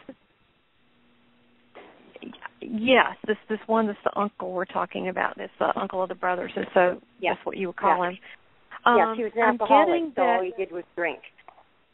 Yes, and I'm getting, and I don't mean to be ugly, okay, because I do respect, family and loved ones, but I'm getting okay, how can I say this? He died impoverished, and it was very sad, and he kind of just withered away, and in his state of living, his living standard, his living. I'm getting, like, newspapers. I'm getting the house was kind of a mess, like a hoarder house. It's like he just sort of gave up. But I'm getting he wasn't always like that. I'm getting that I feel like he had a rough life, and he just got tired of being beat up. I don't think he was a bad person, and I think there was a sweetness to him. And I also think there was a patience in him, and he's showing me, like, doing something like, how you pick kids up and you twirl them around, like you show me doing that, like with your boys. He said there was a patience and a kindness there, but he just, he got, what did he say? He said he got served a bad deck, like a bad deck of cards in life. So, what does does this all make sense to you? Well, this is his actually, life, how he kind of dwindled down. I have no idea. The last I saw them, I was 22 years old, and I'm quite a bit older than that now. Okay, we'll just leave it at that. So to just know, you could probably verify that he was somewhat of a derelict, kind of, just barely hanging on there, and it's a bit sad. He was not a bad person. He just had too many hard knocks. He couldn't pick himself up. Okay, so let's see what he has to say. He couldn't cope with things well.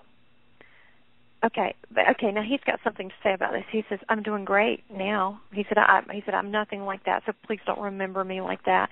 Okay, what does he want to say to you?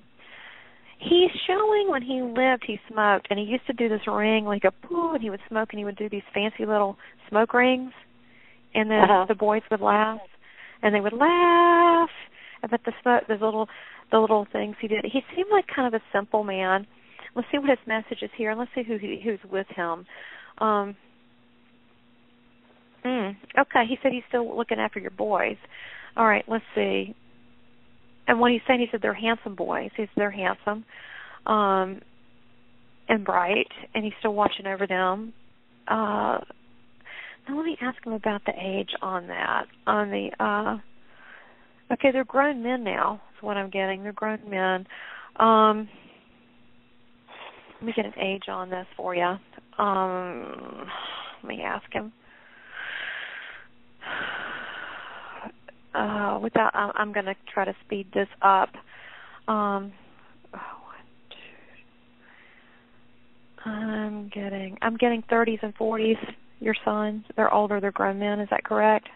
I don't want to get the exact age on it because it'll take longer. That's okay.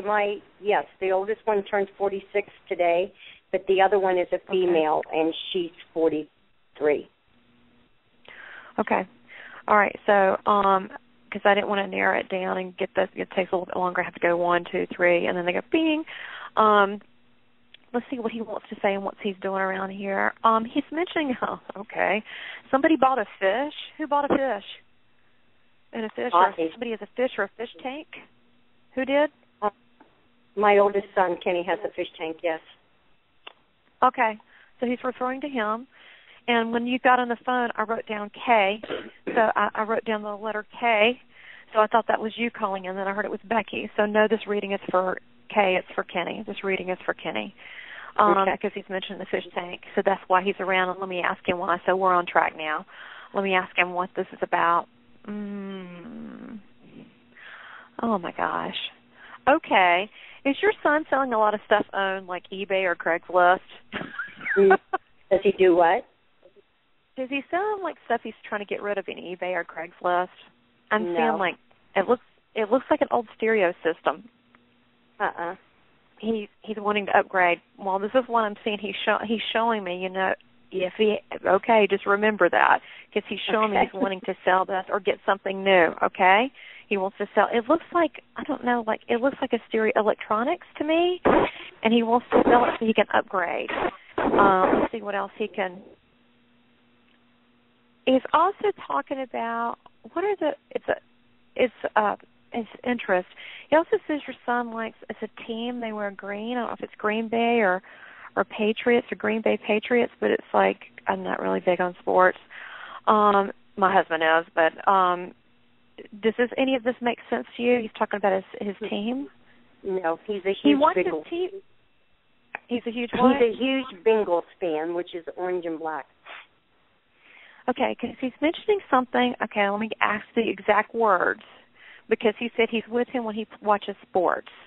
Okay, so let me ask him.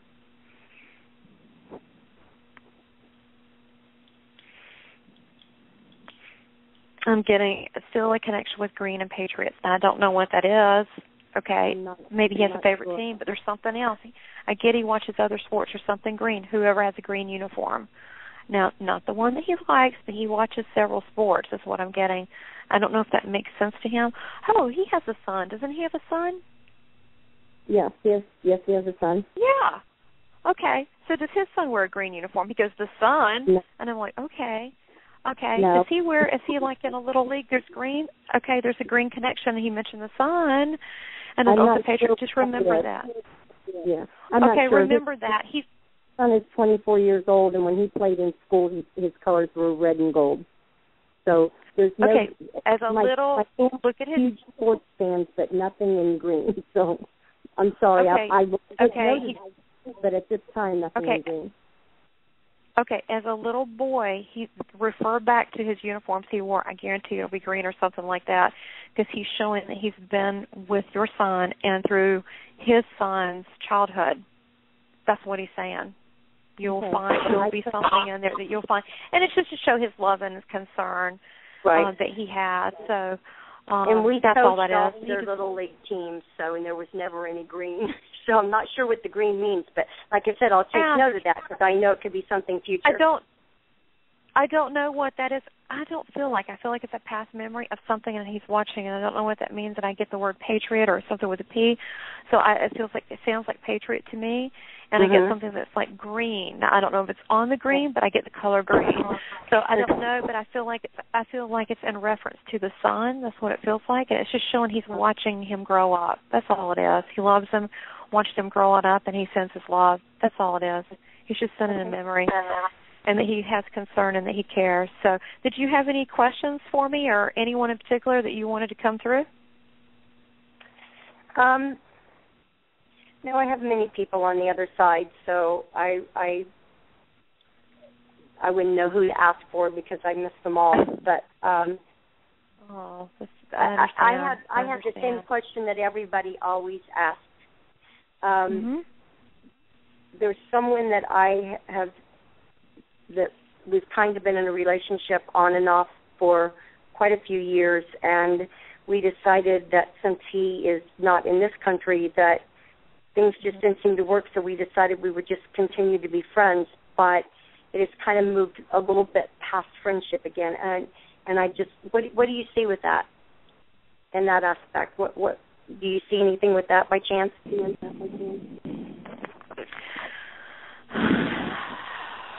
Yeah, let me see what I get on that.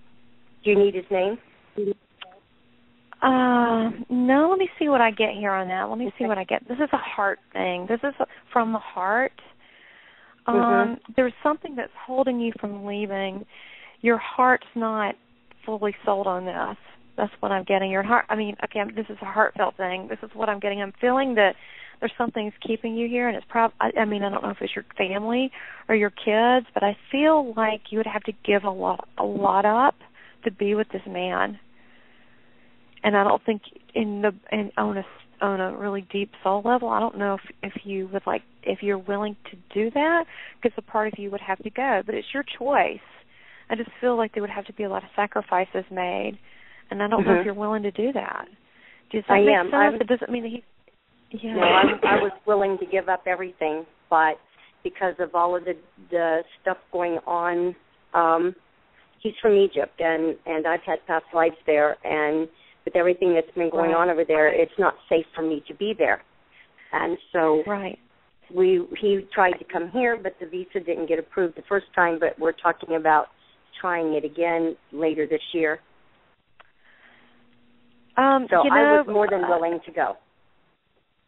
Right. I think it has to do, I got an E. I thought his name was Bernie, so he's from Egypt. Okay. So this is what I'm feeling. I feel like this is what I sense. Again, it's your life. It's your decision, whatever you want. What I'm getting offhand, I'm just kind of reading more about you and possibilities there. Again, I feel like there's something stopping you. Sometimes when we do that to ourselves, whether it's a job or a relationship, and we stop ourselves and we go, why? It's so great. Why are we stopping ourselves? And then we come up with excuses. It's because deep inside, it's something is off. It's not right about it. I feel like it has to do with the living situation. I have a feeling that it feels like again, it's your life, okay? But I feel like if you did do this, that you would feel like you've wronged yourself, like you gave up too much, and I feel like that it's such a culture shock that it's even though, okay, I understand the past lives is Egypt, and I understand that. I get it, okay? But you're also now a modern-day woman, and I think that, it's not just that. I feel like that it almost feels like homesick, and it's like when you get there by the second week, it's like I feel like you regret it. It feels like regret. And sometimes when you love someone, it's not enough. Like you love someone, they don't have any money, you don't have any money. It's not enough. You know what I mean? Or you love them a lot, but they got 5 kids you can't stand. It's not enough. So it's the theory was more for him to come here than me go there. So he would be the one giving up a lot. The theory was more for him to come here rather than me go there. So he would be the one to give up a lot. I think it would work better. I think that there's just sacrifices there that I think that deep inside of you that you would know what it would be. I think that as a safe thing, you could visit each other and talk about this more, and it will reveal itself. But I feel like there's something that just is not the person, and it's not you. It's just something's not making it work right, and it's not really the distance. It feels cultural to me, and it feels like you don't know all that. It's kind of like you meet someone, and they seem really sweet, and then you get to know their habits, and then you find out, like, wow, they're really grumpy all the time. I didn't know that. They're like, oh, my God, like, I didn't know that. So you could kind of string this out and see how it goes because you're in charge and you're in control. But I think you're going to have a better, I hate to use the word opportunity, a better opportunity. We were talking about fish a minute ago. This will be a better fish.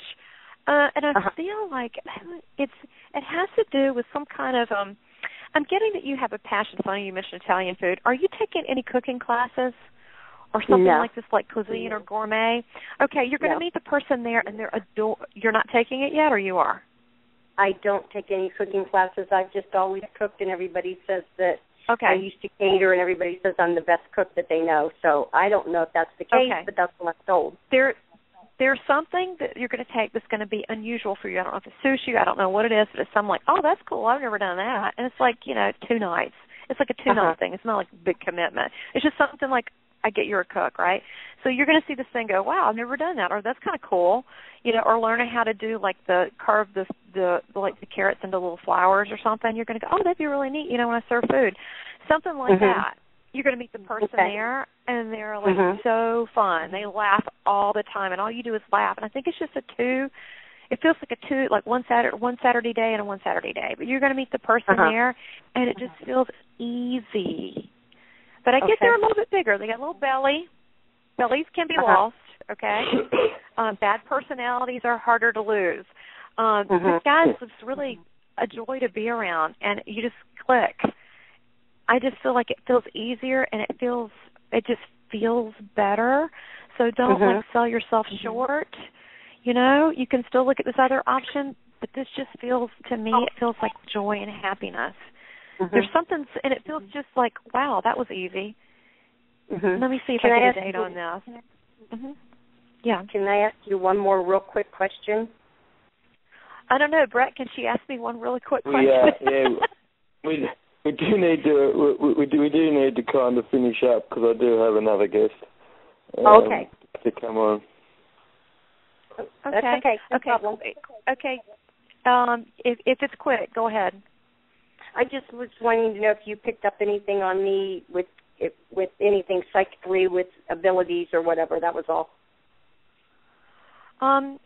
Yes, I do. I think that I think you're very empathic, and I also think that you probably have a problem going out with people, and you feel drained, your energy, and you feel fatigued. That can be handled with grounding and protecting and so forth. I also think I see something with touch. You would touch. It's like I almost kind of get it.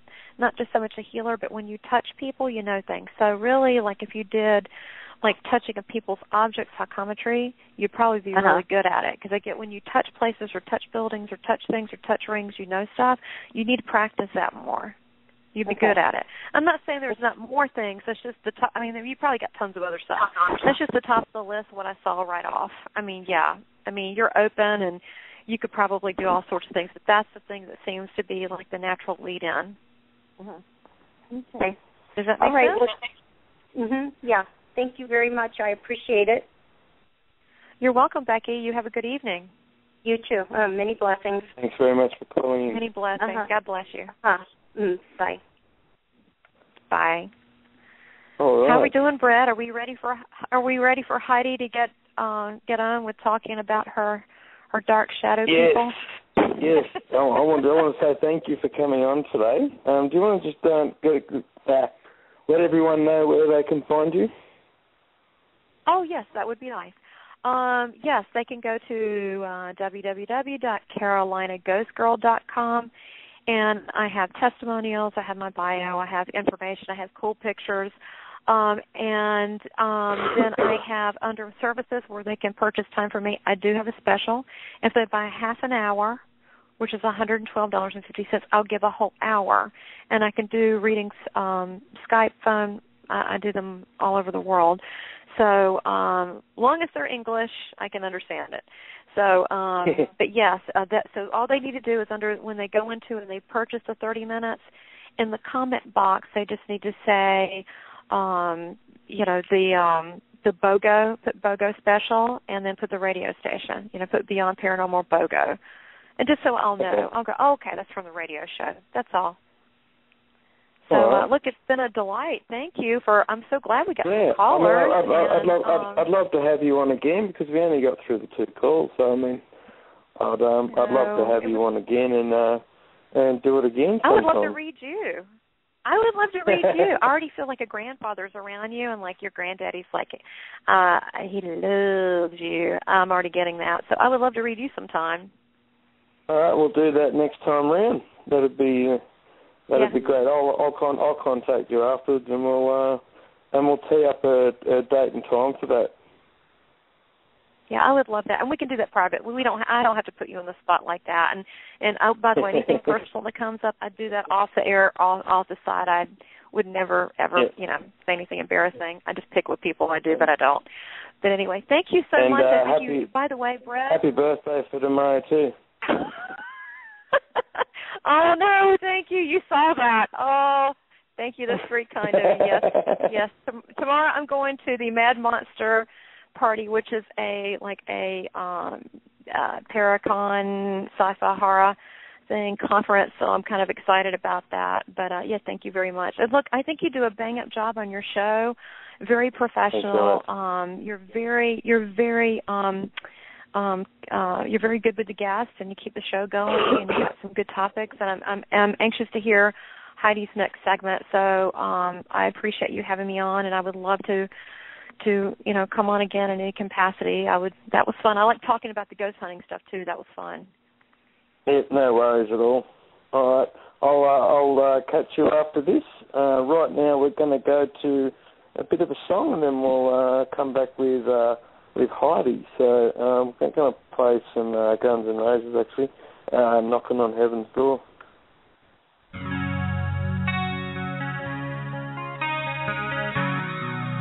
Brett?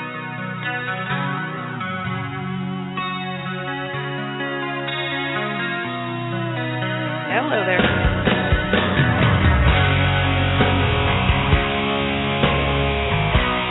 Mysteries for a long time. She's an advocate for bringing the extraordinary and trying to bring that into the ordinary so we can have normal conversations about this stuff. Heidi's written many books, including Jesus Is No Joke and the book The Secret War, the story of the real alien war, and shadow people, which is what we're going to talk to Heidi about today. So, Heidi, welcome to the show. Thank you. It's great to be here. Sorry for a bit of sorry to keep you waiting. Unfortunately, that's just unfortunately the way it goes sometimes, and I apologise for that. Yes, I understand you actually used to live in Australia yourself. Yes, I did. I was in Melbourne, right there in Flemington. Loved it. Miss it. I miss it. You miss it?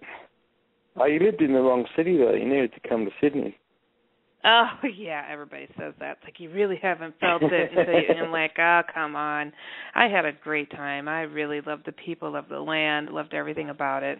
I actually was looking to become a resident, and I was actually signed to do a television series over here in the States, so I had to bounce back. Otherwise, I would have been an Aussie. I really would have. Oh. Yeah, well, there's always time. Potentially, I just might bounce back there. Yeah. How did you initially first come to look into all the deep dark mysteries that you've looked into? Oh gosh, well, I mean, I think with a lot of people that are involved in these topics, it all starts with themselves, with having experienced something out of the ordinary, and that was exactly what had happened to myself. Lived in a haunted house, did not really appreciate it much as a kid. So anybody who's been through it knows what I'm talking about. It's like, especially if you're a child, it's just terrifying and terrorizing. So I kind of was put in it that way. My family actually built a new house, partly because they were absolutely sick of the haunting themselves. So we got moved into a new place, and living out in the country, and saw some UFOs out there. I'm like, okay, this is interesting, and kind of evolved from there, and also had an odd recollection between myself and my younger sister that led me to believe that potentially I was having, we had some kind of odd encounter of some sort, and just didn't know what to think of it. This is the gist of the story, what had taken place. I was probably about 6 years old, my sister about 4 or 5, and my mother had sent us up to go get my brother for dinner. And, we're very close in age. We're racing up the stairs, competing against each other so you could get to the top of the stairs first. and we get to the top of the stairs, and, looking down the hallway towards, my brother's room, we're about to go there when we saw come out of his bedroom was a robotic toy clown. And we're like, it came out of his room, did a 90-degree angle turn, and came right towards us. And we're like, oh, that is so cool. A remote-controlled clown. We're like, oh. We went to take a couple steps towards this thing when we just got the most outright feeling of terror and horror come over us. And it's strange because it's not like it seemed we were moving in slow motion. We were moving in slow motion. It was as if this thing was draining us of our energy. And I remember my little sister somehow pushing past me to get to the top of the stairs, and me getting to the top of the stairs and watching my sister lose consciousness going down the stairs and tumbling in slow motion, and me passing out at the top of the stairs. And I don't know how much time passed, but I woke up at the top of the stairs. My sister, my mother had found her at the bottom of the stairs, picked her up, put her on the couch, didn't ask any questions, nothing, just like it never happened. And I thought, wow, the strangest thing, but we just never spoke of it again. Maybe 10 years later, I'm 16, the memory returns back to me of this thing, and I'm like, do you remember when we were kids and we saw that toy clown that came after us? And she's like, I thought that was a nightmare. Are you kidding me? I said, oh, no, that was no nightmare. I said, you draw what you saw, and I'll draw what I saw. And we drew them separate, and we drew the same thing. And it was this toy clown that had these feet that kept coming forward, though it never wobbled, and it wasn't touching the floor. So it was absolutely terrorizing and terrifying. Everybody's love of clowns. Oh, God, clowns suck. Yeah, I mean, what a form to come in as a toy clown. But, I mean, it took me some time to find information that sometimes alien beings would put a toy out to try to lure kids their way so they could abduct them. Yeah. But apparently we got away, so that was a good thing. Yeah, it is a good thing. I mean, in your book, I guess right up near the start of the book, you talk about it. This is the Alien War book, The Secret War. Yeah, you talk about having experiences where you went to heaven. Were these sort of in your sleep, or what sort of state were you in when you had these experiences? These heaven-like experiences, I call them like a waking dream. I didn't know how to categorize them. As a kid, I had a lot of seizures, and the only thing that I could relate to potentially some of these experiences and knowledge of this other place must have been during these seizures that I had. Some of them. Yeah. Other times, I just kind of woke up with the experience of knowing where I was.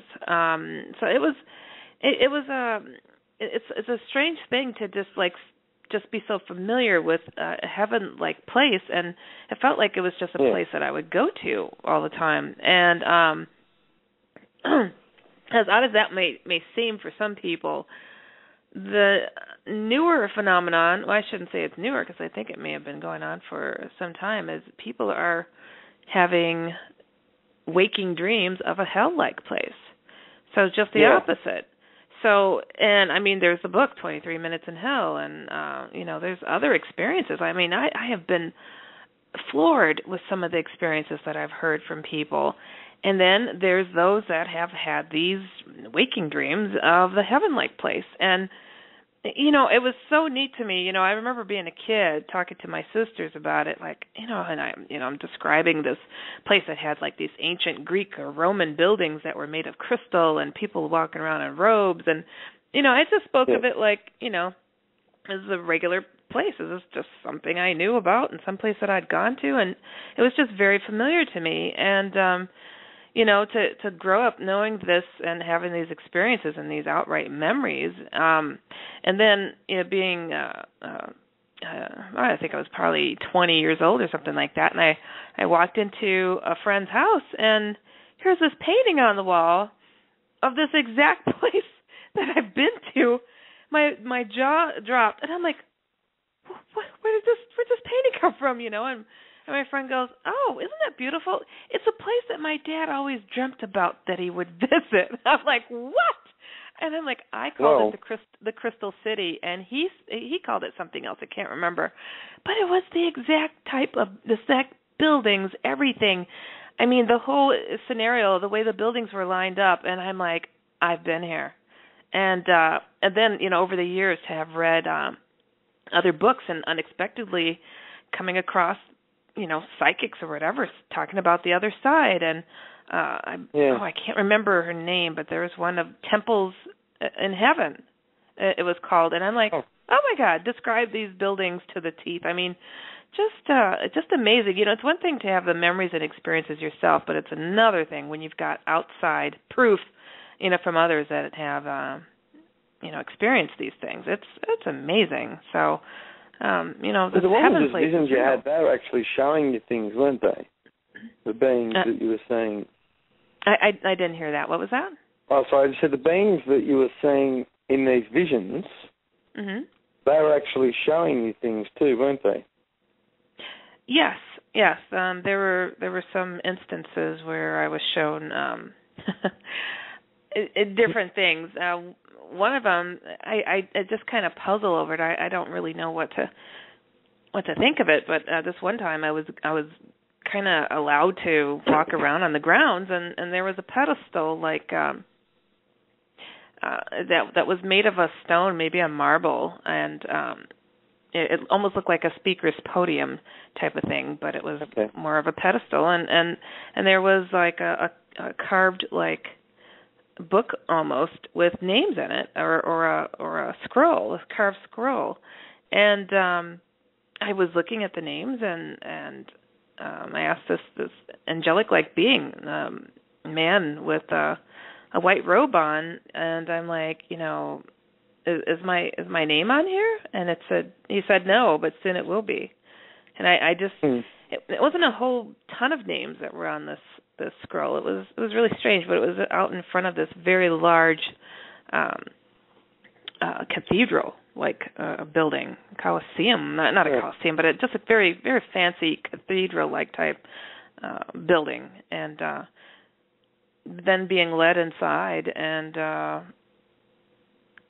just seeing these rows of seats that were kind of in a horseshoe shape that were directly carved out of the ground, where you could sit upon, and just really beautiful, interesting type of scenario to see such things, and feeling that I was being instructed, I was being taught things that I would need to know, and but I'm not a psychic. I'm not somebody who can call upon things, and I'm very much of the notion if I'm meant to recall something or know something, it'll come forward. I'm very, very firm in my belief that God has a plan, and when it's meant to be, it will be, and if it's meant to come forward, it will come forward. So now in your book as well, I mean, it probably sounds like to people, I'm probably jumping around a bit here, but I guess there is a method to my madness. In your book, you write about being abducted by aliens, but your experience with it seems to be a little bit different to the normal abduction phenomena. Yeah, because I haven't been abducted. Yeah, just a bit different. Yeah, like am I right in saying that you've had aliens that you've consented to go along with? Yes. These were beings that, how can I put it? They're not the ones that you've seen in the movies that you heard about that are terrorizing and abducting and raping and experimenting on people. These are not gray beings. These are not reptilian beings. These are not praying mantis. This being, one in particular, that came to my college roommate at the time, was almost comical and knowledgeable all at the same time, and very concerning, I guess, as far as we couldn't understand why he was there. It was just I guess, to back it up a little bit, what had taken place was this college roommate of mine, Samantha. She was somebody who was very religious, Pentecostal. Don't talk to me about alien type of person. Just, those are demons. Keep them to yourself. And it's like, okay, whatever. And only for her to have this sudden meeting with an alien being that had jumped on the hood of her car in broad daylight, shoved its head through her windshield, and started talking to her. And and it was essentially an eye-opening experience. I did read that part, and I was very surprised she didn't actually drive. I'm very surprised she didn't actually drive into a tree when she had that experience. Oh, I know. And she drove through downtown of a major city. I mean, when this happened, it's just crazy. And for her to have, it was so bizarre for me because, my friends have made fun of me for, years about the whole, I'm interested in alien topic. And for her to come forward the way that she did, so painfully honest and tearful about, what had happened to her, I mean, it took me a second to really take it in. That was like, she's pulling my leg. And I'm like, no. She called me. I mean, again, I'm kind of jumping around, but what had happened when this thing jumped on the hood of her car and shoved its head through her windshield, it started talking to her, and she said it had a real calming effect where she didn't freak out. And she said, and I asked, what is it? And she's like, Heidi, it felt like when you go to the dentist and your mouth gets numb. She's like, it answered me using my own mouth. And she said it was snapping up and down, answering. And I'm like, what? Just the strangest thing.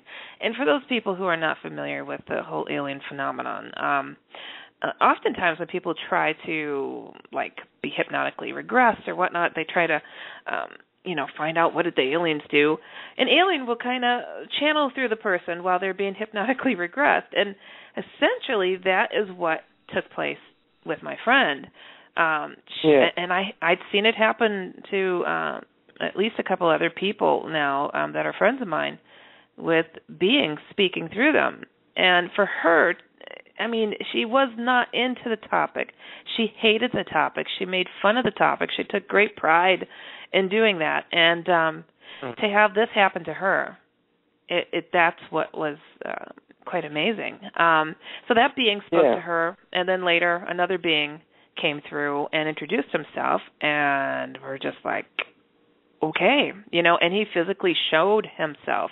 He, how could you say, projected an image of himself, where if I had any doubt... Do you mean like channeling? No, he physically projected an image of himself, literally. Okay. Yeah, that first night when I was trying to... I was trying to figure out what the heck is going on here.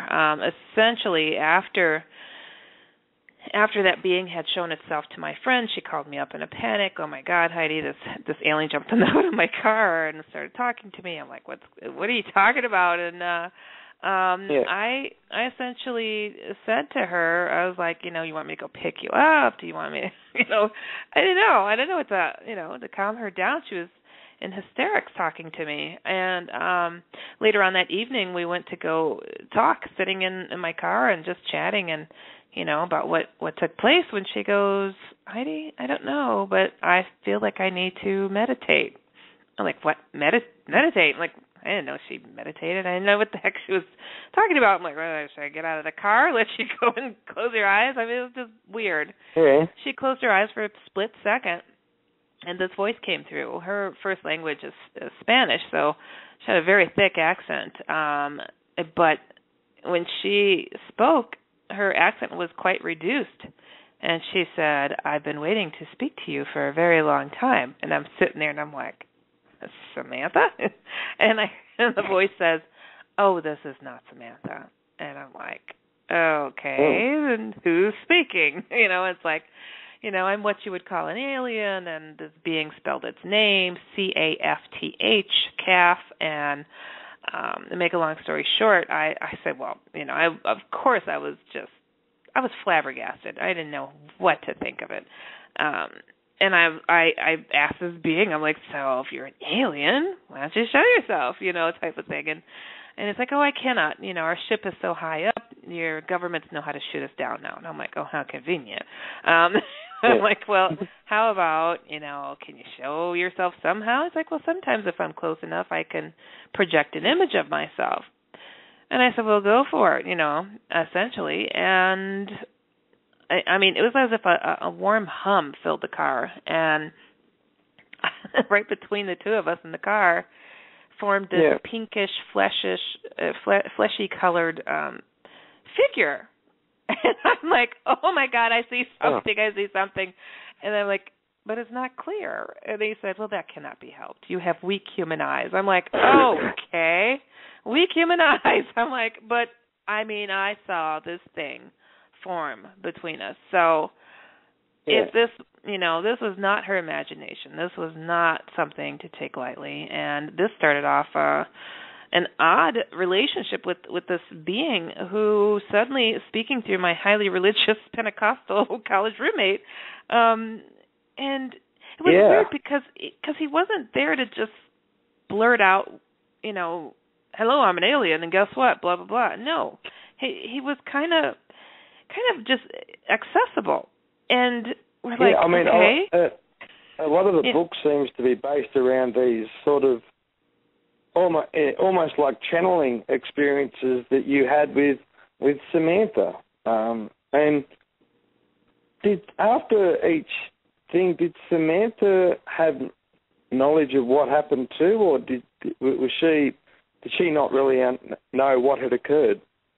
She did. She did have a pretty good understanding, but there were a lot of she missed parts here and there. So it was, the book was it did involve quite a bit of, the conversations that we had, but also a lot of our experiences in regard to what it was that we were seeing and experiencing, and what friends around us had experienced as well. It was such a confusing time.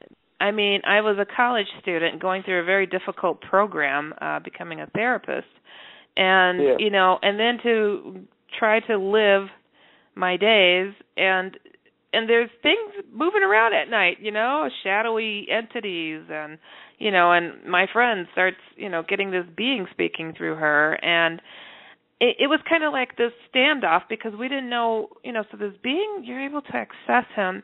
He's not giving information forward unless we are asking the right questions. So if we didn't ask the right questions, we weren't getting any answers. And then we got a lot of blocked answers, too. Yeah. So it was bizarre. That's something I noticed when reading the book, actually, that this calf seemed very, very cryptic with the way he operated. Yeah, and there was a reason for that, because he said essentially that there's so many beings that are making people, how could you say, almost worship the ground they walked on or floated over because, ooh, look what we can do. They weren't there to create converts in a sense. They weren't there to convince us to do their bidding, but more or less to provide answers and hopefully steer us and help steer others to realize that these beings that are visiting, that are making their presence known, are not our friends. They have no interest in, making sure that we're able to survive anything. It's all a selfish means, and that these beings, these more negative beings, were the ones that do abductions. And a lot of people are like, well, my aliens that abduct me are my friends. But people need to realize that these beings are not their friends. They're nobody's friends. Anybody that will swing by, grab you against your will, throw you in the back seat of their car, their trunk of their car, with you kicking and screaming, and then do experiments on you and your children, and then drop you back, are not your friends. These are not your friends. And these more positive beings, like this being that started speaking through my friend, were not ones to put their hands in the mix of people's lives. They were not there to abduct. They were not there to harm. They were there to inform and to let people know that there's a war going on. And it's a war. What was your role? A secret war. According to him. I didn't hear you. What's that? Sorry, I said according to Kath, what was your role? Well, it's so strange because it's like you feel like you're born into this world and you have your own wills and wants and desires and wishes and dreams, and for the most part, he said it was no mistake that we knew each other, that myself and Samantha knew each other, and that there were certain things that were perfectly aligned, I guess you could say, to help us help other people understand and stand up for themselves when it comes to these more infiltrating beings like the abducting beings. And it's strange, but there are a lot of people, and I get emails all the time, and I've met many people who say they feel as if their souls are not originally of this place, or they have a mission in mind that they need to do, and it's like, they feel pulled, I guess you could say, pulled to do something. And I think a lot of us get that, and we don't know where it's coming from and where it's going. And I didn't have that inkling so terribly strong in me, but it was there to know that, gosh, I just feel like there's something I'm supposed to be doing. God, and, it's like you have a list of chores to do, and you're like, you're forgetting something. That's what it felt like for me. And so when I got in touch with this being, it was like so familiar. And then it was distant, though, too. So it was almost like an awakening within myself to feel at ease with what was being presented to me when it came to this being coming forward and saying, Heidi, we really need your help, and you need to just, snap out of it and get to this already. It was the strangest thing. Yeah. And Samantha, too, you will never see or hear that Samantha has ever stepped forward to talk about her experiences. And and it's a shame, I feel. I mean, but everybody's got their own desires and whatnot. I mean, it's nothing I could push for her, like, no, really, people need to hear you speaking. She's like, no, I feel I've done my part. He spoke through me. You got the message, right? Okay, good. I need to go and she graduated college and wanted to live, follow her career goals, and I couldn't blame her for that. But it was so the pressure went on me to be like, wow, I hate public speaking, but I guess I better learn to start doing this. Because it was so driven in us to know that, what we're experiencing was so real, and it was so dire, and it was so horrible as far as these shadow beings and what their involvement was in when it came to alien abductions. So, when did the shadow people come into all this? Well, that's an interesting story, I guess you could say. I mean, I first seen them following somebody that I knew. I did not know what the heck I had seen. I had no idea. And it confronted me because it I guess it just didn't like that I saw it and talked about it. And so it physically confronted me, and I thought that I was going to pass out, to be honest. It was the craziest, scariest experience ever. But then when it got really personal, it was a couple of years later, and I had joined this UFO discussion group, UFO alien abduction support group, I guess I should say. Okay. And I joined this group because I had seen some UFOs. I had no idea about any connection of me with aliens or anything at the time. And soon after joining, I had a black helicopter, looked like it was about to land on my house, which are those unmarked black helicopters that a lot of people who have alien contact get harassed by. I mean, it was ridiculous.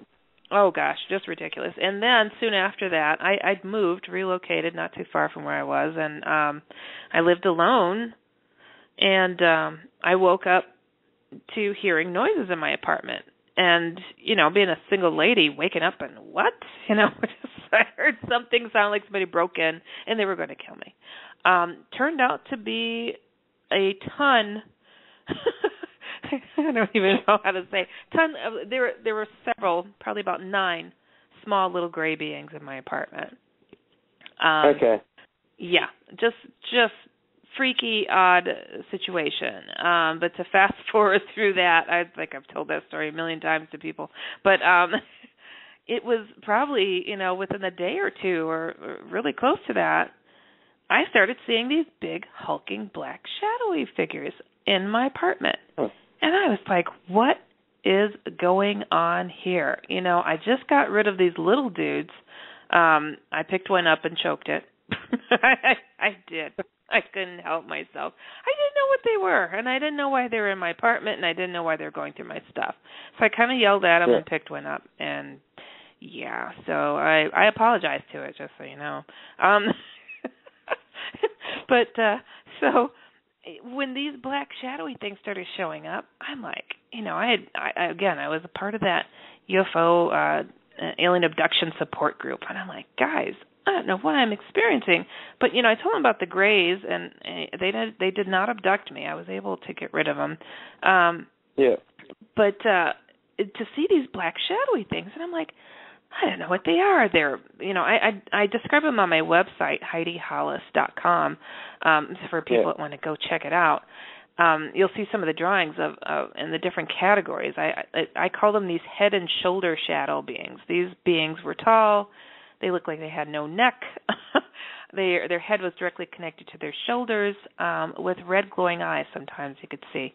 And they were just massive. I mean, 7, 10 feet tall. I mean, they were huge.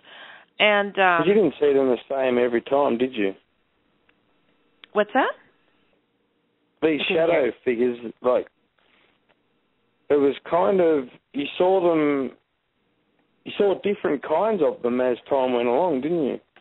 Yes, I did. The one that I saw the most of were shadow spiders. And let me tell you, being a girl, that is the worst thing that a girl can see is a giant man-eating spider. Yeah. Oh, my. Arachnophobic shadow people. No. Oh, horrible. Just horrible. I did not appreciate them coming in that form. And usually how they would appear, okay, imagine being sound asleep and feeling something drop from the ceiling onto your bed with a thud, and then with every step it's moving your blankets or sheet because it's crawling up to your face. No. And then to open your eyes and see this giant spider. I mean, just gut-wrenchingly freaky, scary. I would jump. I would get out of the bed. I'd look for a shoe or a baseball bat, whatever I could, to try to squish the thing. I mean, I'm like, my gosh, if I get it, maybe one time it won't come back. But I could see the rows of eyes sometimes. I mean, they were just horrible. But then sometimes I saw multiple small black shadowy spiders. So they didn't always come in the big size, but usually they were big. And they were just, I'd get up and I'm like, I'm awake. I'm looking at this. Heidi, you're awake? Yes, I am awake. I'm awake. I'm looking at this giant spider. Oh my God. It's just horrible. It is horrible. Truly horrible experience. But yeah, and I couldn't understand. Now, these experiences, these grays showing up in my apartment, these shadowy things suddenly coming forward, this was just prior to me getting my college roommate and her having the experience with the calf coming and speaking through her. Now, I'd been experiencing the shadow people for some time before she moved in, and to have had this, this going on, and I warned her before she moved in. I said, look, I've got some strange things going on, and she's like, oh, well, your demons won't mess with me. I've got God on my side. I'm like, oh, really? Like demons and stuff, she called them. I couldn't understand where she got that from, but okay. So when Kath came forward and started speaking, and we're like, okay, there's an alien speaking to my friend. Let me ask the right questions. So it was like this odd task to try to ask the right questions to this being that would make himself available if she relaxed herself, and you know, it was so bizarre. It was a challenge, and then for him to bring up the shadow people topic and how darkness in the planet was aiming to destroy mankind.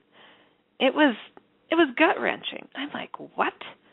Those things have something to do with aliens? You know, shadow I did not know. I mean, I just made up the name shadow people. I oddly named the topic, not expecting to, but I got, when I was talking to my friends, the shadowy thing came last night. I got tired of saying the shadowy thing. I said, these shadow people, even though they came as a shadow spider, a shadow cat, shadow streak, shadow cloud, I just decided, shadow people, they're shape-shifting. I knew they were shape-shifting. I knew they were the same things.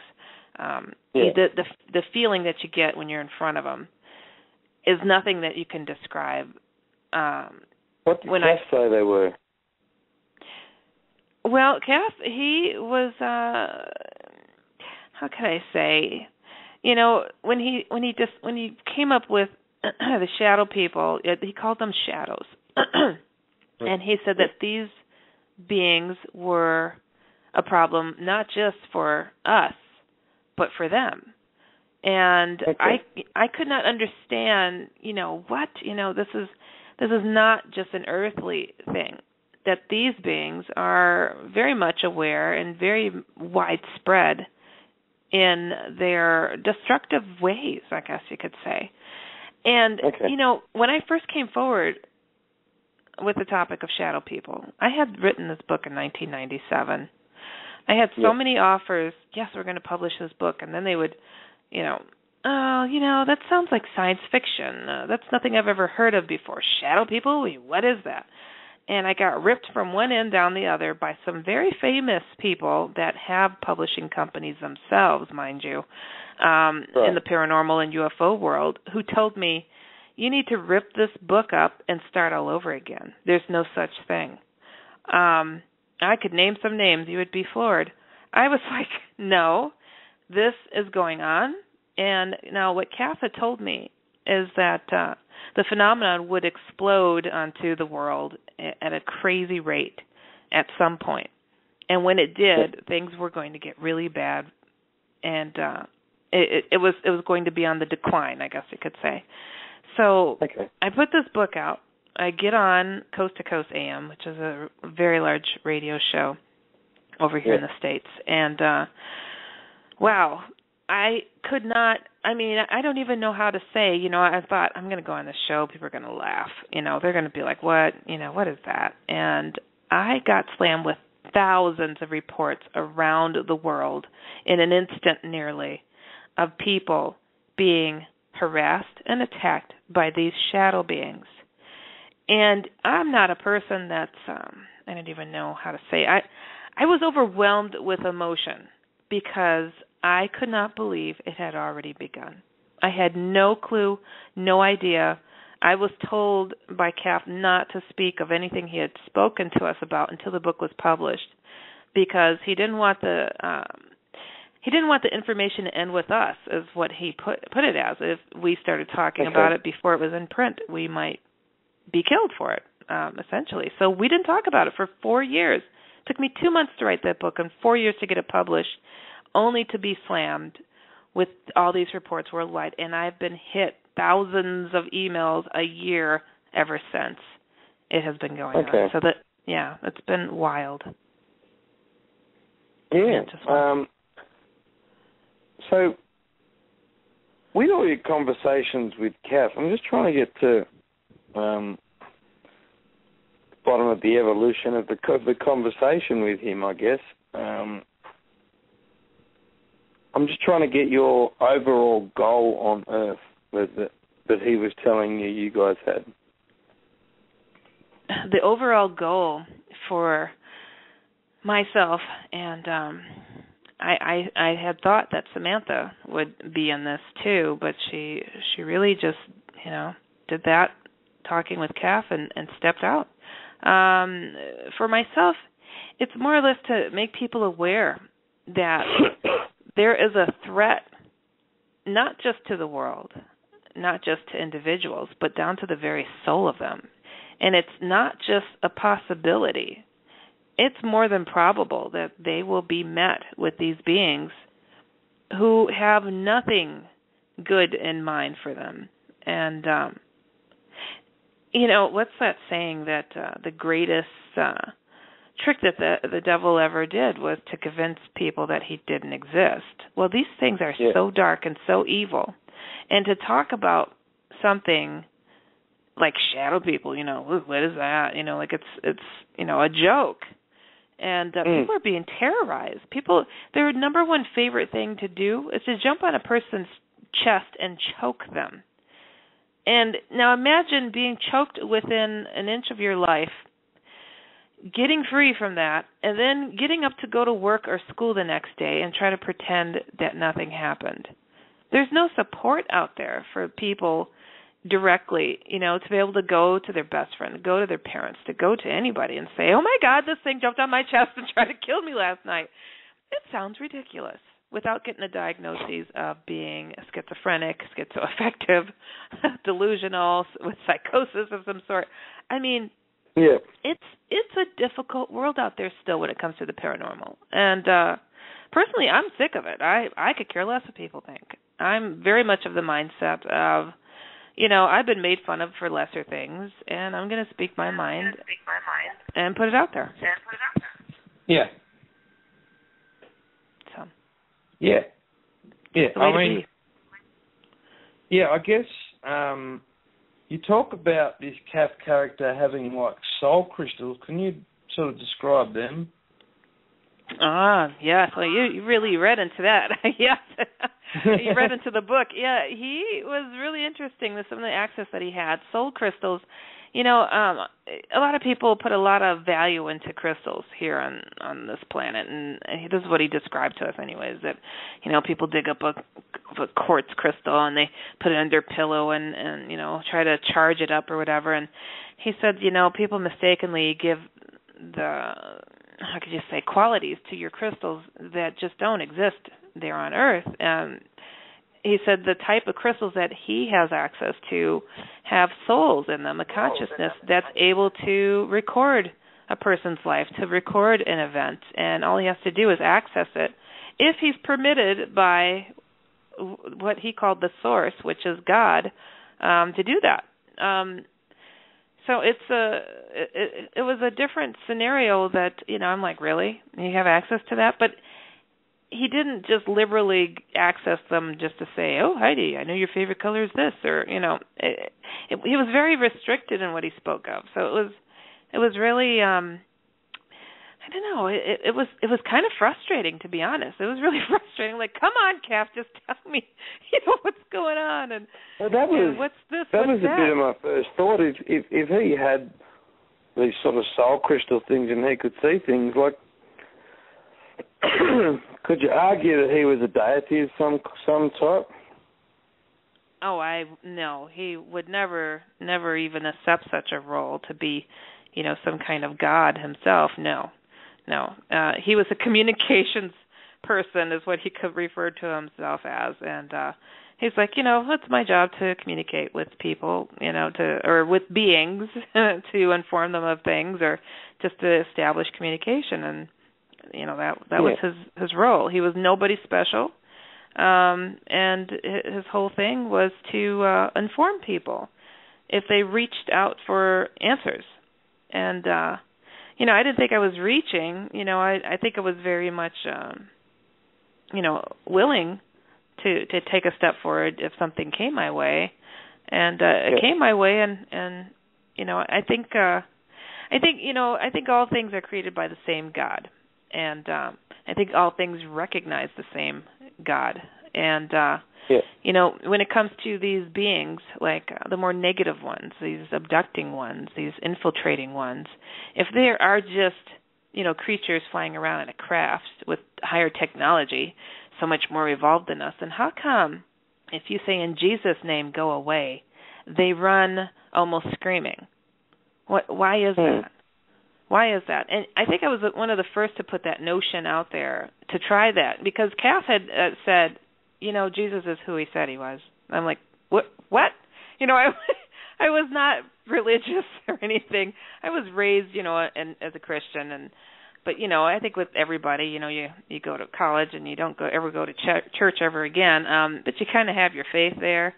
To be reminded by an alien that Jesus is who he said he was, I'm like, excuse me?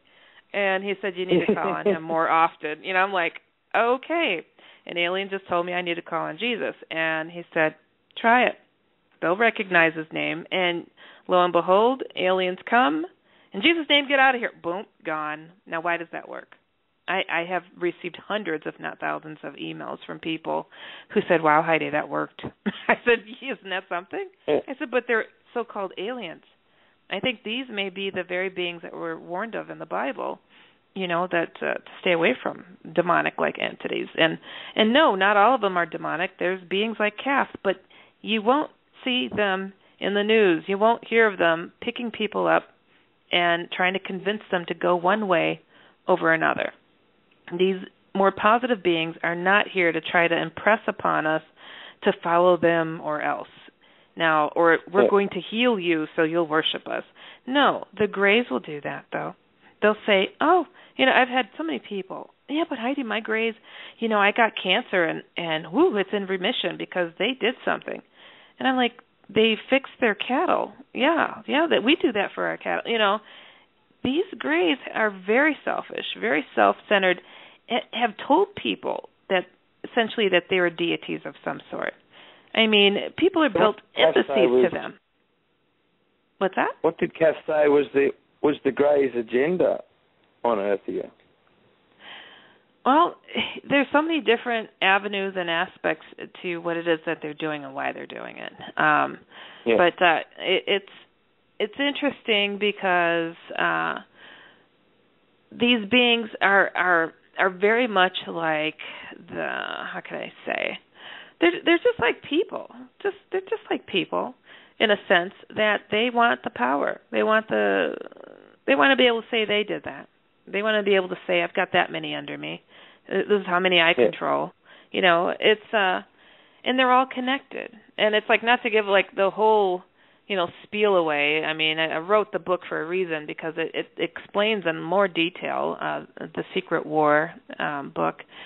To explain, you know, how people can help themselves, how these beings are tapping into them and into their souls at a level that they're not aware of, and they need to be made aware of. And honestly, it gets old, you know, people thinking it's so cool and fascinating to have access to, you know, these abducting alien beings. Like, yeah, I'm special. They come pick me up. They experiment on me. It's like, oh my gosh, you know, there's ego. There's so much ego involved. And I'm like, you know, if I sold my soul to the devil and bragged about it, does that make sense? No. It's not a good thing. If these beings have access to you at any level right now, while you're alive and kicking, do you realize that there are people that have had near-death experiences, who have had alien abduction experiences, who cross over into the light only to have an alien on the other end waiting for them? The ones that were torturing them in this lifetime, abducting them? And I used to think that they're accessing something that they have no right to, the person's soul. But through Kath, I learned that, as strange as it may sound and seem, these people, on some kind of level, are agreeing to the contact that they have with those beings. And they need to break those ties today, before their day ends. I mean, before their time comes, because they're not going to be appreciated. Let's put it that way, for all of their loyalty on the other side. I mean, it can't be good, all this mind control stuff that they do. Mind control, soul control. It's more. It goes deeper and deeper. I don't know how much more time that we have. I know that we got on here late. Yeah, no, we've still got a while. We've still got about 25 minutes or so. Oh, okay, that's great. Yeah, so I mean, it's a strange thing, but I guess what people need to realize though too, when it comes to all this doom and gloom, it's not all just the end of things. To know that these beings are amongst us and among us and manipulating us, and I don't think that mankind is hell bent on destroying itself. But I think that these beings are more than happy to help out us on that path. So I don't always believe that the person that starts up a riot in the crowd may be a person at all, always. I think that sometimes these beings are infiltrating, they're influencing, and they're moving a crowd to go one direction over another, or a vote to go one way over another, or a war to go one way over the other. It makes no sense for us to make matters worse for ourselves. It makes none at all. And if people really took that into account and said, wow, that's true, why would we shoot ourselves in the freaking foot? It makes no sense. Come on. We should wake up and realize, gosh, perhaps something is here. Something is here that's just not right. And I think that a lot of eyes were open and start to realize that, I'll tell you a story, and this is, you think you're fine, you're in the here and now, you drive your car, you go to work, you watch the news, and life is life, and then somebody comes along and says it seems like the craziest thing ever to you, and this is a scenario. I had a really good friend who was Israeli, hardcore, no BS type of person.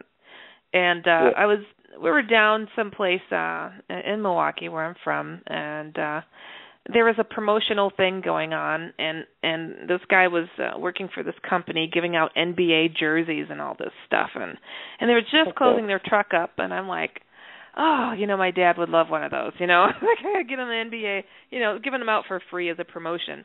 And he closed up his doors, this guy, big, tall African American guy, and his coworker was there, and I'm like, oh, can I get one of those? I want to give it to my dad. And he's like, well, what do you have to trade? And I'm like, and I have one of my books, the Secret War book, sitting in my car. Now, I first published the book in 2001. The version that's out right now is a newer version and illustrated. I'm actually putting out a second edition on this new edition because, oddly enough, some edits didn't get into this book. And, I've had some crazy malfunctions as far as, electronic stuff. And I'm like, I was reading through the book. I'm like, what? The sentence structures and some of the things are distorted. I'm like, oh, my God. I literally had to go through it again. So just so you know, the version, if you've got the ebook version, there's another one coming out probably in another week or so because I just couldn't believe it. Yeah, because some things I just don't know. But anyways, so I'm like, I offer the guy the print version of my first book. And I'm like, well, I'll trade you this book. He's like, well, what's the book about? And I said, well, it's about, the whole alien presence here and how shadow people are involved. Well, the guy takes a step back and looks at me and he goes, if you knew enough, you would not be standing here talking to me. And I was like, what? And my friend looked at him and he's like, yeah. He's like, do you know what the Cheyenne Mountain facility is? Have you ever heard of it? And I said, yes.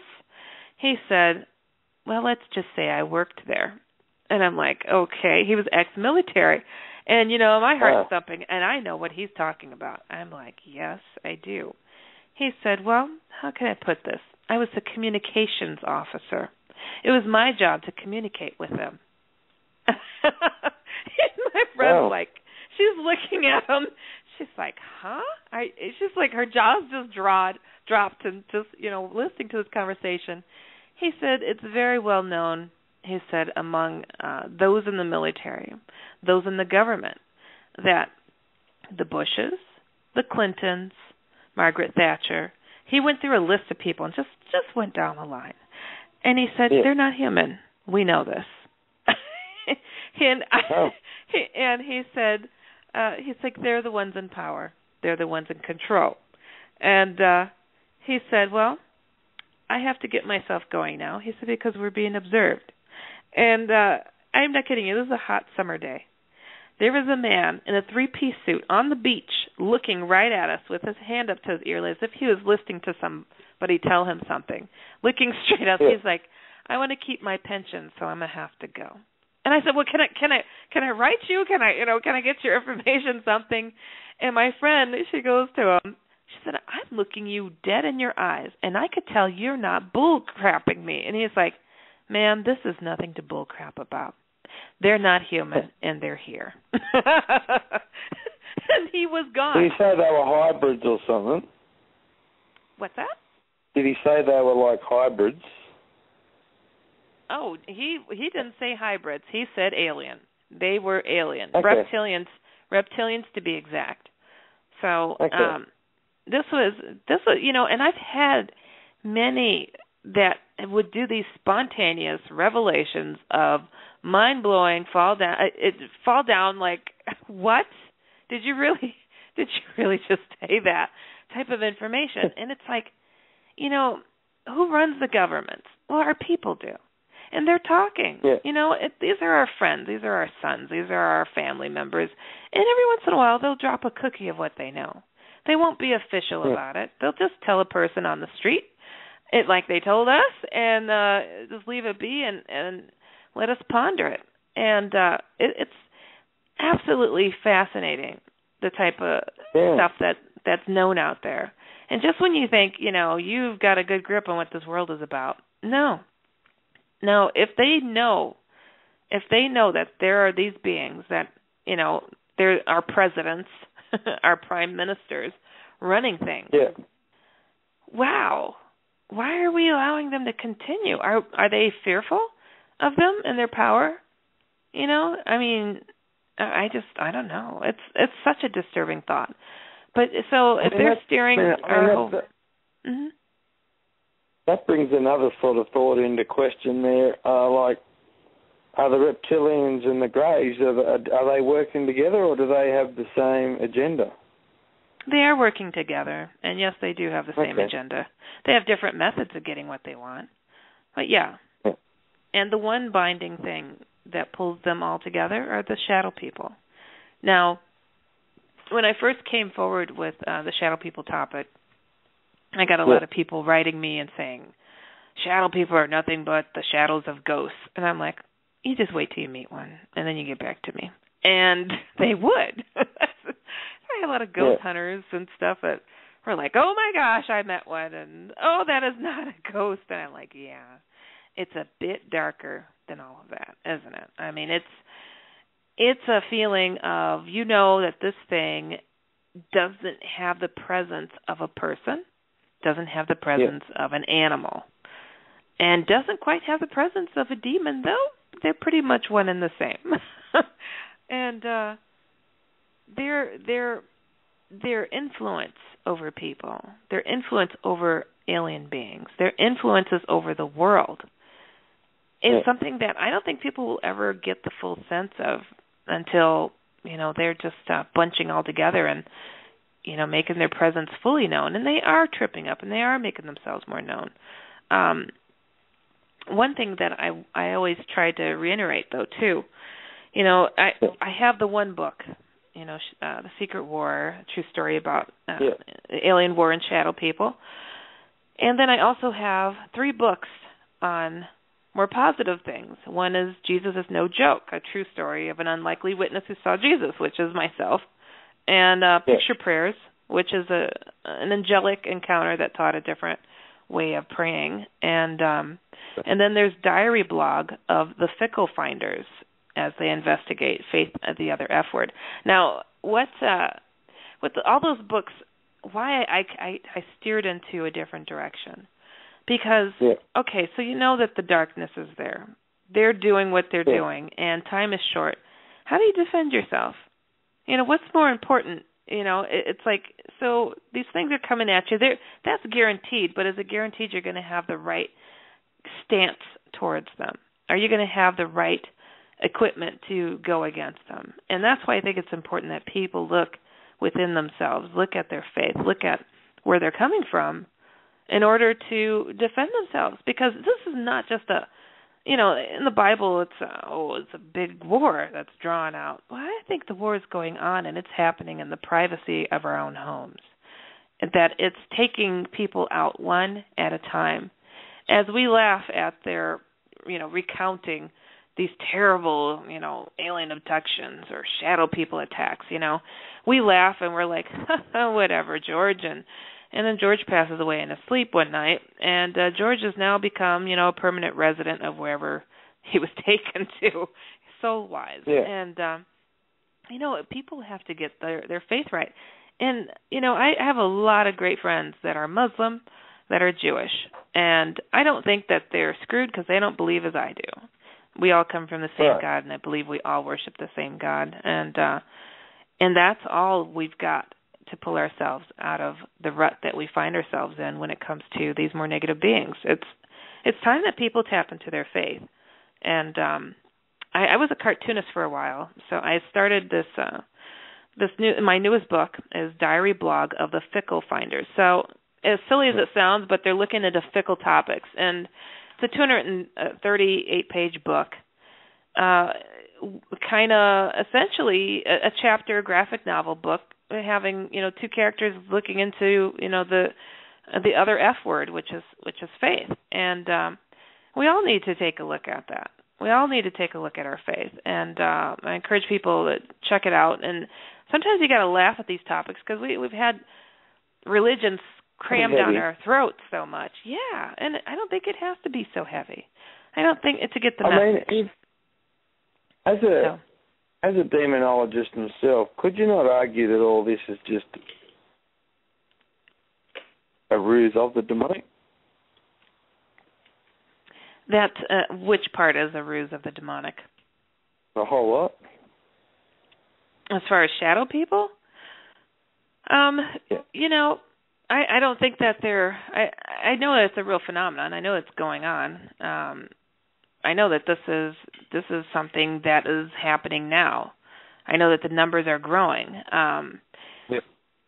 As far as the encounters with shadow beings and something I call the hatman phenomenon. It is it's an ever growing thing. And again, in the face of any of that, in the face of aliens even, your faith is what will stand behind you and protect you. It's not about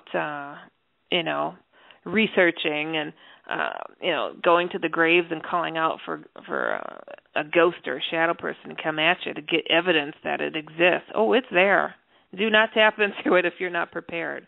The only way that you can stand your ground is through faith and through God. I'm not shy to say, because it's the only thing that has me on this on the show with you now, because I would never have had the nerve to speak up if I didn't have faith in God on my side. And I'll tell you, in the midst of the worst times with the shadow beings and whatnot coming at myself and Samantha, I had an encounter with Jesus. I was a skeptic of such things, never expected such a thing, but it shook me to the core of me. And that's that book I have called Jesus is No Joke. And it changed everything for me. And I had 4 encounters with them and, had a literal healing that doctors can't explain. But I told them what happened. Of course, they don't believe that, but that's their fault. But, you have to get your faith together. You just have to. And I was reminded, too, by an alien, for crying out loud, but I surely would never have thought Jesus would stop by to make sure I got the message. I never would have thought. So, so it's just wild stuff. Yeah, because, I mean, I'm sure you've had a lot of people coming up to you saying aliens aren't real, they're all demons. I mean, I've had that myself. all aliens demons? For the most part, the ones that are showing themselves, they are. It doesn't hurt me for them to say that. I mean, the more positive beings aren't ones that you're going to see in the news, or you're not going to hear of in the books to say, they did some kind of odd experiment. So call the Greys and the reptilians demons all you want. I'm fine with that, because their methods and their ways are not of God. If they were, should be able to hear the name.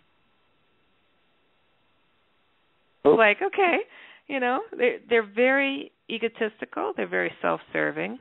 And they sure don't want the big guy to know what they're up to. That's a problem. And, there's some people who say, oh, I had some alien abduction experiences. Now I'm a healer. There goes feeding the ego. Oh, you're a healer now because an alien probed you and experimented on you. Well, it's it's like, wow, really? How'd that happen? I don't want to be a person to knock people for what they believe to be true for themselves. I'm not here to do that. Yeah. Just to give the hint to say, now, I was there during the time when people were terrified of their experiences. Terrified. And to watch that change to be, oh, they're our friends. Oh, I'm special. Oh, they gave me a gift. Now I can heal. I know of one healer. His name was Jesus. We're not Jesus. And, I think we all have healing qualities through God. But to be, how could you say, these beings are self-serving, and they're trying to get people to feed into the same ego. And if you could drop that ego, you're not special because they chose you. They're doing this to a lot of people. What they're doing is low. If they truly had the best intentions, they'd come to you as you are. Knock on your door, make an appointment. The more positive beings don't push themselves. They're like, hey, did you want to talk? We're right here. I don't think a lot of people actually look at the abduction stuff and think, what could ever possibly be the agenda of doing this? Well, and when you sit and ask that and look at it, you think, well, it can't be good. They're sneaking in like a thief in the night. They're stealing people and children. Now, if that's done, if a person does that, that's called an abduction, and like there's an alert to go and catch the criminal. But these are higher evolved beings, so because they're doing it, must be something really great. No, they're idiots too, just like people, and they could be self-serving, and they're grabbing these people, and gosh, what are they focusing in on? Oh, their reproductive process. So they're stealing what they want. I'll take your ovum, I'll take your sperm. Oh, here, we've mixed it together with our DNA. Here's your special child. And it's half human, half alien. Now, why would they do that? Let me think. Their bodies are not equipped to live on this planet. We're from this planet, so we fit fine here. Well, now what if it takes a little bit of their DNA and a little bit of our DNA to have something that can live upon the land and yet be controlled by them? Because us humans kind of have these things called emotions and attitudes where we don't always like to be controlled. So I'm thinking they're building an army. It's not to help us. It's not, mankind's not able to reproduce anymore as they used to be, so let's just tell them that's the story. No, they are not doing this for our own good. They're as low down as you can imagine. And if you want a habitat to survive and thrive, you leave it alone. Well, they're not leaving it alone. They're sticking their fingers in it, and they're messing with things that they have no business doing, and they're telling some of their abductees that they're who created them, like they're the gods. They are not. They are not. I picked one up and choked it. Well, I choked a god then. I highly doubt that. And the one that I picked up and choked, it was half human, half alien. It was a hybrid, and it was the others were all grays, but this was the only one that had clothes on, so that's why I grabbed it, and none of them were answering me. So it was a strange thing, but these beings are around, and they are doing things to people that they have no business doing. And it's time that people put their foot down and stop.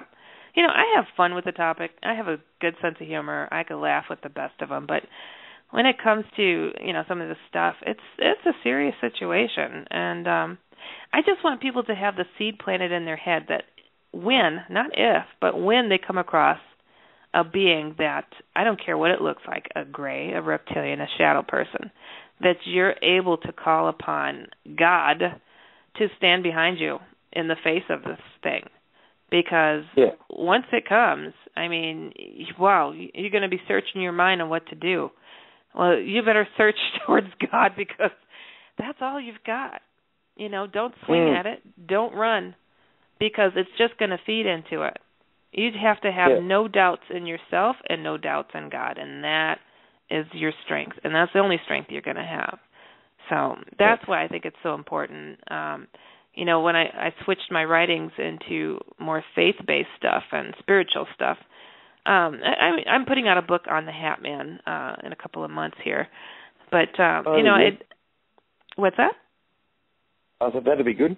Oh, yeah. My goodness, it's been exploding, the phenomenon. So, and people could go to HeidiHollis.com to see all my books and information, and when that book will be launched. But you know, but that's why